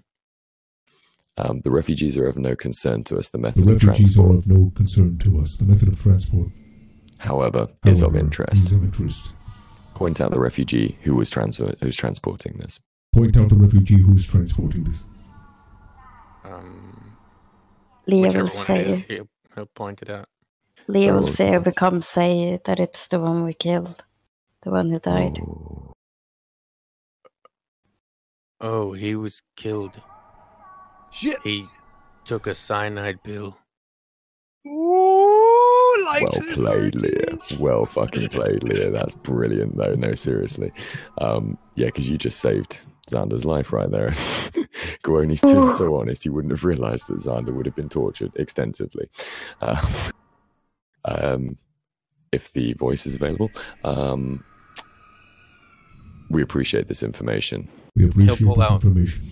The sample, the thing that he had of the pill or the the cyanide, yeah. The cyanide. This is this stuff. Why is there more of it? Well, I don't know. Were there more than one operative? He had an extra on him. Was there more than one operative? This is crucial. Yeah. Yes. God damn it, Gwoni. Well, he's an alliance person. Citizen, we must know. Was there more than one operative? Yes. Where is the other operative? Where is the other operative? We must know the location. Points. He just points to him. What to Xander? The guy that was actually carrying the chip in the first place. No, the other operative. The one who's on the ship. In the airlock. Yeah. Oh, pointing down the corridor. He's the one that we had. We asked the ARE to have them take him from our ship. He's in the airlock. I totally didn't forget that. I did forget that. It's perfect. Understood. We will proceed to your ship and we will claim that operative. Please show us to your ship, citizen. We will claim the operative now. Okay. Safely. He'll turn and start heading that way. Do you guys need any healing or rituals done for your men? They don't even respond. Men of death. It's just clank. Thank you. They wouldn't say thank you, but I appreciate it. I just like saying the voice. I like doing the voice. I know, and I love you doing the voice too. It's perfect. Cool. So you guys all make your way back up to the ship. Avi, you're now involved in this. Leah, you probably will step out. Sorry, what was that? I was just screaming for the Emperor. And I was just... Oh, you're going to stay in the shadows? Yeah, because I have a little plan. Yeah, no worries. So you get back to the ship, and Mikhail is obviously in the airlock, and actually you could open that airlock from the outside, so you wouldn't have to take him in the ship. Not that they'd fucking fit anyway through anything but the cargo airlock. Oh, the airlock was hacked, so they can't open it. Oh, you're right. Citizen, why am I unable to open this airlock? Standard protocols are not working. I don't really know what standard protocols are for a ship. Jacob, Leah. you're with. Sorry, Leah. They'll just try to open it. Yeah, boop, boop, She just knocks on it. boop, boop. What's going on? Leah will do so the air gets sucked out of there completely. Well, you're in a pressurized environment, so he will be fine. He'll be fine, yeah. Yeah. No, I see what you were trying to do. Yeah. Because this is about to blow open a lot of your cover, yeah. So the door opens and Mikhail is obviously. Excuse me, hold on. Sure. Nice. The door opens. Go on. Oh, thank God you finally let me out. I have to go to toilet. Oh my God, who are these guys? Jesus Christ, they're terrifying. Greetings, citizen. That one. What do they want? Are you the operative? We need the data. Yeah, we never reclaimed data. No, that's perfect. Yeah. We never reclaimed data. They kept data all along. We never got to it. Citizen, explain the narrative. Explain the course of events. Course of events from the top. Well, we were hired by Voina. Is anyone going to stop him, by the way? We were hired by Voina, me and Alexei. Alexei is dead. He took cyanide pills, slipped out of ship to find the ship. Yeah, I'm not going to even make you roll because it's got to the point where I just don't have the energy to roll and stuff. So the back door opens up, right? Because we opened up the back door to get in there, and she now has a line of sight. Yeah, absolutely. She's somewhere out in the... She's following you guys around from 100 meters behind, Yeah, she's somewhere in the space station in a distance on the rooftop. Yeah, that's such a good solution as well. He starts to say, so we were on... And his head just explodes all over the bulkhead behind him. They haven't got the chip yet. Go on, throws No, they took the chip from you. Yeah. They got the chip. Yeah, RV, you were, let's say you were in the cargo bay, the airlock, the interim airlock door was shut, but you've just seen an incredible amount of viscera spray up against the window.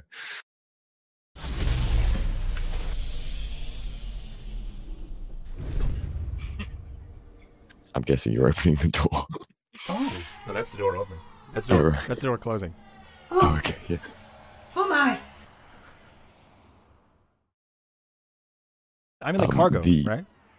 Yeah, sorry, yeah. I'm sorry to keep making you jump between voices as well, but I know you love it. I love it. So the 4 battle suits immediately turn to look where the shot from and start various battle chatters of attempt to locate target. We're under fire.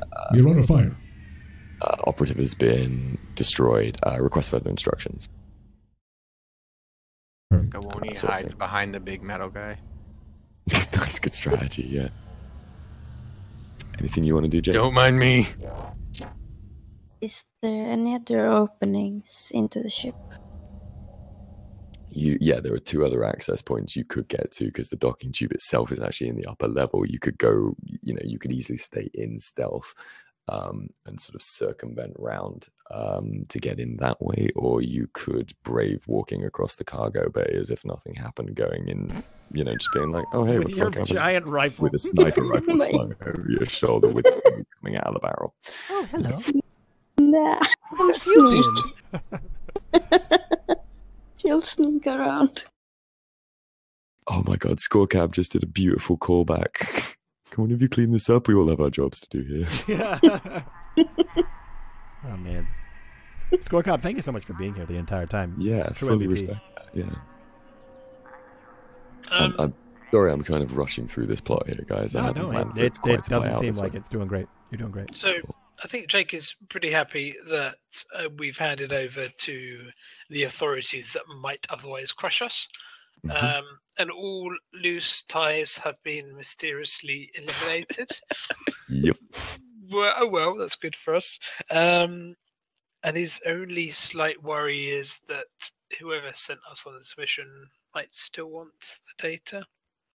I believe you may be concerned for apt reason, but that will be something we will address in the future.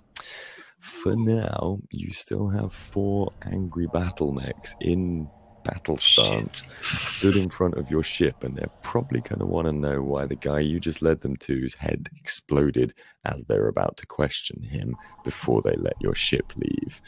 Any ideas on how to get past this, guys? I also realize Gawoni's been up for a long time out of character here, so I want to make sure he's still okay to carry on for a little bit. No, cool, just checking. Diplomacy. Yes, you have a trained Alliance diplomat in your corps, but he's also incredibly honest. Too honest. But he also, to be fair, he doesn't know where the shot came from. That is entirely true. Yeah, he has no idea, because that's why he's hiding behind this big dude right now, because he's like, "What the fuck?" And he just thinks it's more of the other dudes that were like, "We're gonna kill you if you give it away." He's like, "Fuck that." How many are there? Now I got to start thinking of it as a utility character and try to get out of here without fighting. 4 of them. Yeah. RV also, just for the sake of convenience of proxemics and so on and so forth, the airlock door has opened up, so you're now actually in the conversation with them. Oh, I thought I was. There is like a pool of. Sorry, yes, you were all along. Oh wow, yeah, you were right. Yeah. Okay.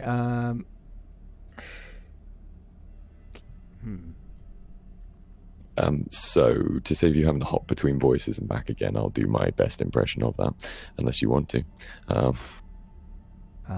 for it. Citizens, where had that shot come from? Do you have further operatives in the field? Is all your crew accounted for? I like that one. That's a good one. What our crew is accounted for, it beats us. It seems a little suspicious that this agent was immediately annihilated upon commencement of questioning. Do you have further information for the investigation? We came down here to hand this into the authorities. We wanted to hand in this guy to the authorities. It had to be when they tried to take control of our ship. The operatives attempt to be seized. They took our computer? What do you call it? Hacked. Understood. Then it is your supposition that the shooter in this scenario would have been eliminating the remaining agents in play from their organization, correct? I don't know. I just know that was... I just thought maybe that might be info you needed. Sergeant, that seems like a reasonable conclusion to come to. Yes, that is correct, Major. I feel like we should take these in for further questioning. It seems like there may be more information they can provide. Time is of money here. We are wasting ample time. We have the message. We should return to Alliance Control and continue on with our original mission parameters. Yes, Major. And the 4 of them slowly start to move away. Be well. What did he say? I wouldn't worry about it. Fucking love you, Corey. Bye, guys. See you later. Why does it smell of patchouli around here? Is that relevant to the investigation, Sergeant? Probably not, Major. Let's leave. Excuse you. I mean...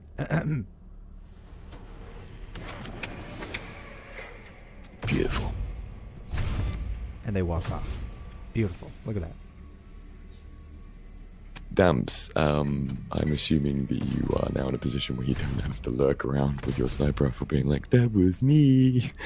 So you can, if you want to, come back to the group and we'll do just sort of a wrap up here and we'll resolve the outstanding plot in next week's episode. So Damson comes wandering out from the shadows in the back of the cargo of the docking bay. There is a small glowing heat to the end of her sniper rifle. All 3 of you can see that. Was you, right? He smiles. I'm going to do a ritual. I'm going to cleanse. He points to Leah. You ought to cleanse. You're coming with me. You've got a ritual. She just rolls her eyes. Got you penciled in for a ritual right now. It's a confession. Yeah. What did I miss? You keep feeding. Hello. Everyone has 2 wolves. One's good, one's evil. You need to not keep feeding the one that wants to kill. You can kind of imagine which one that is. But it's hungry. Oh, nice response. Feed the other one instead. Because one of them's going to take over you eventually. Moral compass of the group. Good guy, Gowoni. Anyone going to explain to Arvi what the fuck just happened? What? No. Go on and we'll take the time to tell him. That's very sweet. In extreme detail. Yeah. Well, he's his homie. So you guys start to make your way back into the ship. You don't have any refugees or prisoners to clean up the pile of viscera inside one of the airlocks, and it won't close properly until you do. So one of you is going to have to draw straws to deal with that. There's a lot of brain matter, or somebody could be persuaded, maybe. We'll leave that as the start point for next episode, because that'll be a nice little cut in of somebody just sort of with a mop, like, oh, for God's sake, you made the mess, you clean it. Yeah. Shipwise, obviously Joe was on board tampering with ship systems and stuff, and sort of run downstairs with what the f was going on, you crazy bastards. It's real lives, I don't know, it's crazy, right? Do you guys have anything else you want to pop on the end of the episode here? Anything else you would have had a conversation about? Anything, you know, outstanding? Oh boy, no, I don't think I do. I don't think my character knows what happened. He was just like, the last thing that he remembers was, guys, there are these people who have this information and all this information, and then he started walking back, and then the doors closed, and then he was just like, oh, and then it opened up, and then a gunshot happened, and then now he's like, as soon as we get in, Gawani will fill you in on everything. Yeah, everything is, including like wolf stuff. He's going to also. He's going to also, of course, make his way over to the astrogation suite and then come to you guys. Where to now? Yeah, nice. And I think that's a lovely line to end the episode on as well, because that's one of those things that sci-fi episodes would do, isn't it? Like, well, we've cleared that mess up. Where to now? Engage, number one. Make a chat. Two. Tea, exactly. Earl Grey, hot. Cool, and that is the end of episode 3, which has been rapidly entitled Computing with Strength. Awesome. Thank you so much, Solace. I speak for everybody when I thank you for your wonderful refereeing and your GN mastering, game mastering ship. It's really, really great. Thank you. Guys, everybody involved, Leah, Joseph, you're not here. Greneg, thanks.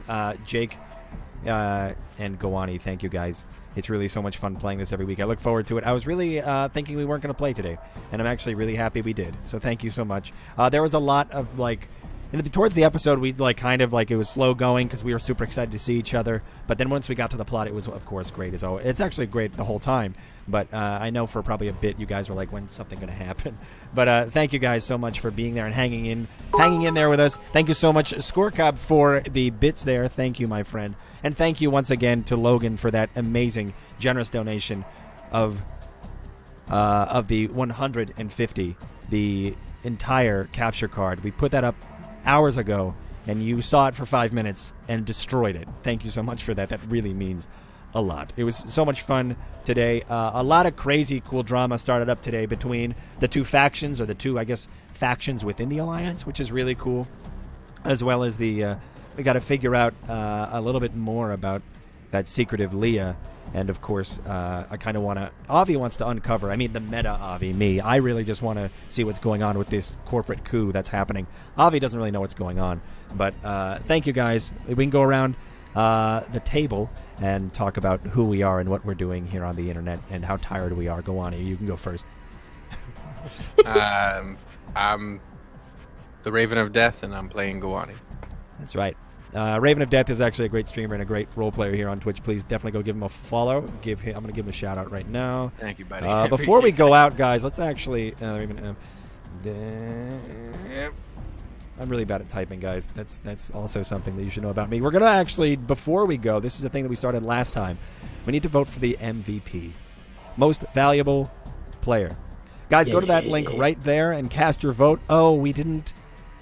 you know what? Fuck it. We're not doing Solace. I could have put Solace down as well. It could have been fun. No, because I don't want rerolls. Yeah. Okay, fine. Anyway, so who stays MVP? You can choose one of us. I'm going to vote, but I don't want to vote for myself. Who are we going to do? Yeah. Come vote, guys. It really gives us some fun, sense of like when we talk to each other, our character as well. It's always like, nice one on the MVP last week, guys. Right. So yeah. So go ahead and vote. What that does, it gives everybody a free reroll in the next episode, or they can just have one. Leah, you still have yours. You haven't used it yet. So if you don't use it, you lose it. That doesn't count here. You can save that to whenever you need it. What it does is it makes Jake sad. Exactly. Why? What? Jake doesn't win. Oh, wow. It's only because you're shady as shit, man. And we can head on over next. So that's Raven of Death. He's an amazing dude, awesome streamer.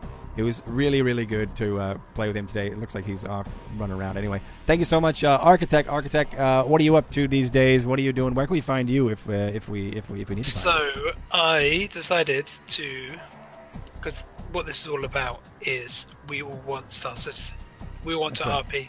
So I decided to subscribe and try out 3.0. And I sent Solace a nice email with a photo. My first attempt of a planetary landing. I technically did land, and then I took off again and ran out of fuel. So I jumped out my ship as it was falling back to Earth, and I hit the ground and survived. But I was heavily injured, and I thought, let's just get this over with. So I took my helmet off and suffocated to death. So that was my first planetary landing, and it was awesome. Nice. That's a pretty good analogy for him. No, I always like shouting out Architect because he does so much work behind the scenes. You guys have no idea. I just shut the fuck up. All of our maps and all of our rules lawyering and everything is Architect. Maps, all the rules lawyering, and something that he doesn't get enough credit for as well is that every week we sit down and brainstorm what we would like to happen in the episode, and he is the perfect sounding board at getting a gauge of how your character is going to respond, what's plausible, what's not implausible, what's contrived, what's hackneyed. He's the best critic for the work that I do, and he probably won't admit to this, but he actually probably writes about 40% of the plot. So, and he then role plays as if he doesn't know it. So massive respect for his compartmentalization. Yep. He never met us. I mean, he's had a few drinks tonight, so you know he's enjoying himself, which is what I want. I want my players to have fun, so I'm really happy to see him chill out a bit tonight. So, like major shout outs to Architect's hard work. It's definitely a lot of fun. It's always great fun playing with you, Architect. And Leah, Damster. It's once again, thank you guys so much for this week. It's been amazing. And yeah. Thank you. Yeah, it's always good to have you, and I love your character and how much of a kind of a wild card she is. She's a silent wild card is always awesome. Everyone's worried about Jake, but I'm terrified about It's true, yeah. I'm actually terrified of both of you. Yeah. Jake can make deals that will thrust us in the wrong situation, but then Leah will come out of nowhere and throw a wrench in the gears. Everything up. Yeah, throwing a wrench in the gears of Jake's plans, which is really cool. You say that, but actually, for the last 2 episodes, she's been the one that's come up with solutions to your messiest problems. Exactly. She is the one that's kind of the voice of reason. Yeah. Look at a lot of utility. Yep. Awesome. And Solace, our amazing GM. What are you up to? Thank you so much, man. I am just started a new job, and so I'm working my balls off. I'm really enjoying it, so I'm really sorry to anyone who's been trying to get in touch with me on Discord and stuff. I've been a little bit distant, but every week I'm always excited about doing this, even if I'm 95% asleep, as you can see with these. Honestly, like it's always a dilemma for me. I want to make it interesting for the audience, but most importantly, and I hope the audience agree with me here, I want to make sure my players are having fun. And, you know, that's the most important thing. That's all I really, really care about. But at the same time, if you do have any feedback, if you're ever thinking, it'd be nice if there was a bit more of this, a little less of that, drop me a message on Discord. It might look like I don't read it, but I will. Just want to say massive thanks to all the players for giving me a chance to flex my creative muscles. This is the best output for someone who likes to write, and I get a real kick out of it. I love individually thanking everyone. So thank you for Granny for pointing your camera at the ceiling. That's really kind of you. That was awesome. Gawoni, I absolutely love your consistency of character. I haven't seen a roleplay done like this for a long time. You are just... To be fair, Solace and I were constantly worried, like, well, he can't kill anyone. But does that mean he's going to power game because he thinks he can have all these awesome abilities and kill? And then it very quickly became apparent that you weren't power gaming. It's not your style. Yeah. You are a character-driven role player, and I love that. And I love the approach of it. I love his presence in the group because he is the yin to everyone else is yang. He's trying to work like I keep thinking of him like Shepard from Firefly. Right. Yeah. That is very much that kind of a vibe. But Shepard's fights and kill, but. Oh yeah, he's he's a pure shepherd. He's a shepherd without the shady backstory. Yeah. Right. I mean, there's been a couple times where I've been in Gowoni's been in a position where he could very well have fought in that situation, but like, you know, when you have rifles and he's got unarmed combat, right? Rifles handle things a lot faster. But I'm also loving the conflict that you're getting out of being who you are, and it's not, you know, there's never any anger. And the fact it's beautiful. You're steering the decisions of the entire group. Yeah, you've actually got a strong. You're not forcing anyone into anything. You're just being who you are and steering the group. Yeah. Otherwise, we'd probably be murder hobos. We probably would have fought them and then drove off. And then you're just like, all these refugees. What do? We killed. Take all right. Yeah. Like probably like that. We probably would have spaced those people earlier, and Avi would have been like, "Oh, okay." And like there isn't like much of a yeah. There isn't like he sees things happen and then he reacts to them. He doesn't make a he doesn't make I don't know. He doesn't theorize or hypothesize. He just is just like, "Oh, that happened. Okay." Which is also just regarding Raven. Spoiler alert: I will be doing character-driven episodes in the future. So an episode based around a character. Raven, you're going to be first. So be prepped for that. It's super exciting. Carrying on with my thanks to everyone, Damston. Again, you continuously surprise me. I fucking love what Leah has evolved into. I can't wait to kick off your plot. You have no idea what kind of mess it's going to create, and you'll love it. But also, I love you that mean you can. People gonna die? I love that you can laterally think your way through our problems. I keep creating these dilemmas that I really don't know how you're going to fix, and sometimes you guys create dilemmas that I'm like, oh fuck, how are they getting out of this? Right. And literally 99% of the time, Damston will be like, I'll do something really clever that you haven't thought of, or shoot them in the face. And both of these things tend to work out wonderfully well. Please don't have any lack of confidence with who your character is. She's spectacular. The more you play her, the more we fall in love with her. So just keep it up 100%. Similarly, let me know if you've got any ideas for anything. Architect, I've sung your praises tons this evening, but a little bit more. Thank you so much for all the work. Thank you for getting me bigged up this evening. Thank you for emails throughout the weeks, etc. Myth, you're an absolute legend. You're the only streamer I will ever subscribe to. I love my Raven too. I make sure he gets, you know, little donations to make sure he knows he's loved. But Myth, you are what to me Twitch should be about. You build a community, you let us participate in stuff together. I feel honored that you let me run these sessions with you. It's an absolute privilege. That makes me cry. Stop. No, you're not just dude. like, I'm here for my viewers. You are nice. You are. Exactly, and that's the only reason I want to keep watching you. Yeah. Well, and you're really funny, and you do loads of voices, and you're a nice guy. But you also do a shit ton of work that, again, people don't realize how much work he puts into this stuff. Like everything you see that isn't a camera is his. All the promotion he does for it is spectacular. He makes sure we're in the right position for it. He does NPC voices for me, for fuck's sake. I mean, come on, who can you get better as a player? Either way, thank you again for letting me be part of this, dude. It's a fucking honor, mate. So, cheers. Thank you, dude. Thank you. And thank you guys so much for being here. It really does mean a lot to have everybody play on here, and to it's just I really like broadcasting it. It's not the fact that like let's do it all on my stream. I really wanted to get a production of it. And I'm really happy that you guys all agreed and wanted to come and play. And it really means a lot that you guys are here. Oh my God!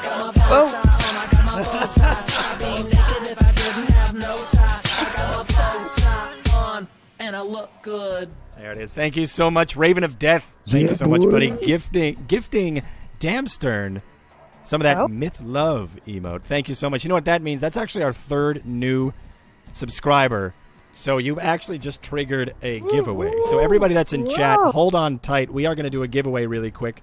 Every 3 new subs here on the channel, we do a giveaway. I haven't been advertising it during this entire thing, but here we go. Let's go ahead and drop a sweet giveaway. You guys can hang out and chat because I am just going to stay here and I am going to switch over to some Star Citizen. So if you guys want to come and watch me fly through the stars, we'll do a giveaway while we switch over. So I'm going to drop... I want to play for hours, but I probably should. Right. Like, jobs tomorrow, Architect. The new build is actually a lot better for frames. It's really nice. But anyway, not to drag you in. And also the EU server is the only one that I could connect to. Sorry. So the let's go ahead. What was our giveaway? We're giving away. It's like Shogun something. Let me take a look here at what our key is. So let me go ahead, set that up, and then we will do a play out as we switch over into a new game. Shadow Tactics, Blades of the Shogun. It is a stealth It's like an RTS top-down stealth commando game. What?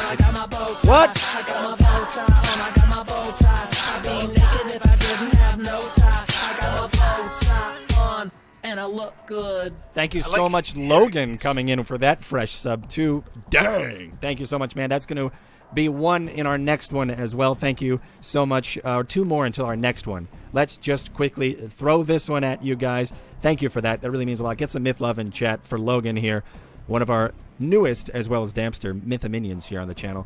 Let's go and get this thing. What did I do? Okay, Shadow Tactics, Blades of the Shogun. Here we go. Let's try to bang this one out as quick as possible, and then we could move on out. This one's going to take some editing before I throw it on YouTube. This one is going to be this. Give a description, whatever. It's going to be 1 ticket. You guys can check your bow ties. Maximum tickets per user. Let's do 10,000 because I don't give a shit. Send confirmation. Subscriber luck 0 because anyone can do it. Anyone at all. Let's create and start. There we go. There we go. Holy all right. Tie. Yeah, no, that's the maximum you can grab. So you can grab as many as you want there. Guys, thank you so much for coming by. Thanks for hanging out. Thank you, everybody. We're going to go ahead, and I'm going to switch it up to this screen here as we get ready to switch on over to Star Citizen. Thank you, guys. Once again, everybody here in the Discord, I love your face. Thank you so much for being here. It really means a lot. Have a good night, guys. And I'll have a great sleep. And I'll talk to you guys next week when we do this again. You guys are the best. I love you. Take care, y'all. All right, see ya. All righty. So now we are out of that. How can I just I can do this, right? Bam. All righty. So let's switch on over to this here. Hello. We got ourselves a giveaway. Let's get rid of that capture card goal. We don't need that. We don't need that. Let's also switch up our stream info. We're going into the 3.0 again because we can't get enough of that. I promised you guys we're going to do some Cutlass cargo stuff tonight, and we're going to see what those jobs are. So let me quickly just bring us up to this. Let's update that. Let's get out of this music. Let's start up something else, and then as we switch over, we're going to go ahead and give away that Shadow Shogun. Shadow Tactics, Blades of the Shogun. Let's do this.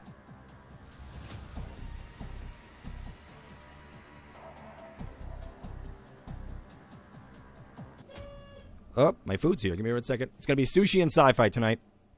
Be right back. Let me go grab that food. That food. Be right back.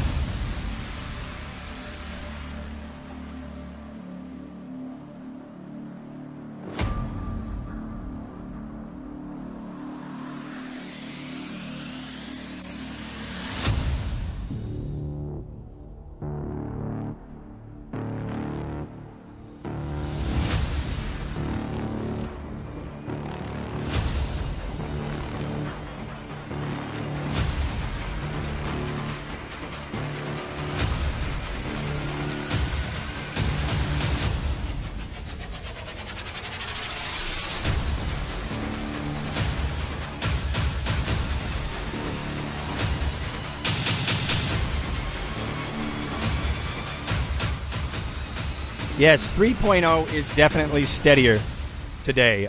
We are actually going to switch up the giveaway numbers because we're actually 1 out of 3. Because of Logan coming in with that. We're 2 subscribers away until our next giveaway. Guys, there's only been 5 entrants so far, and we have 8,973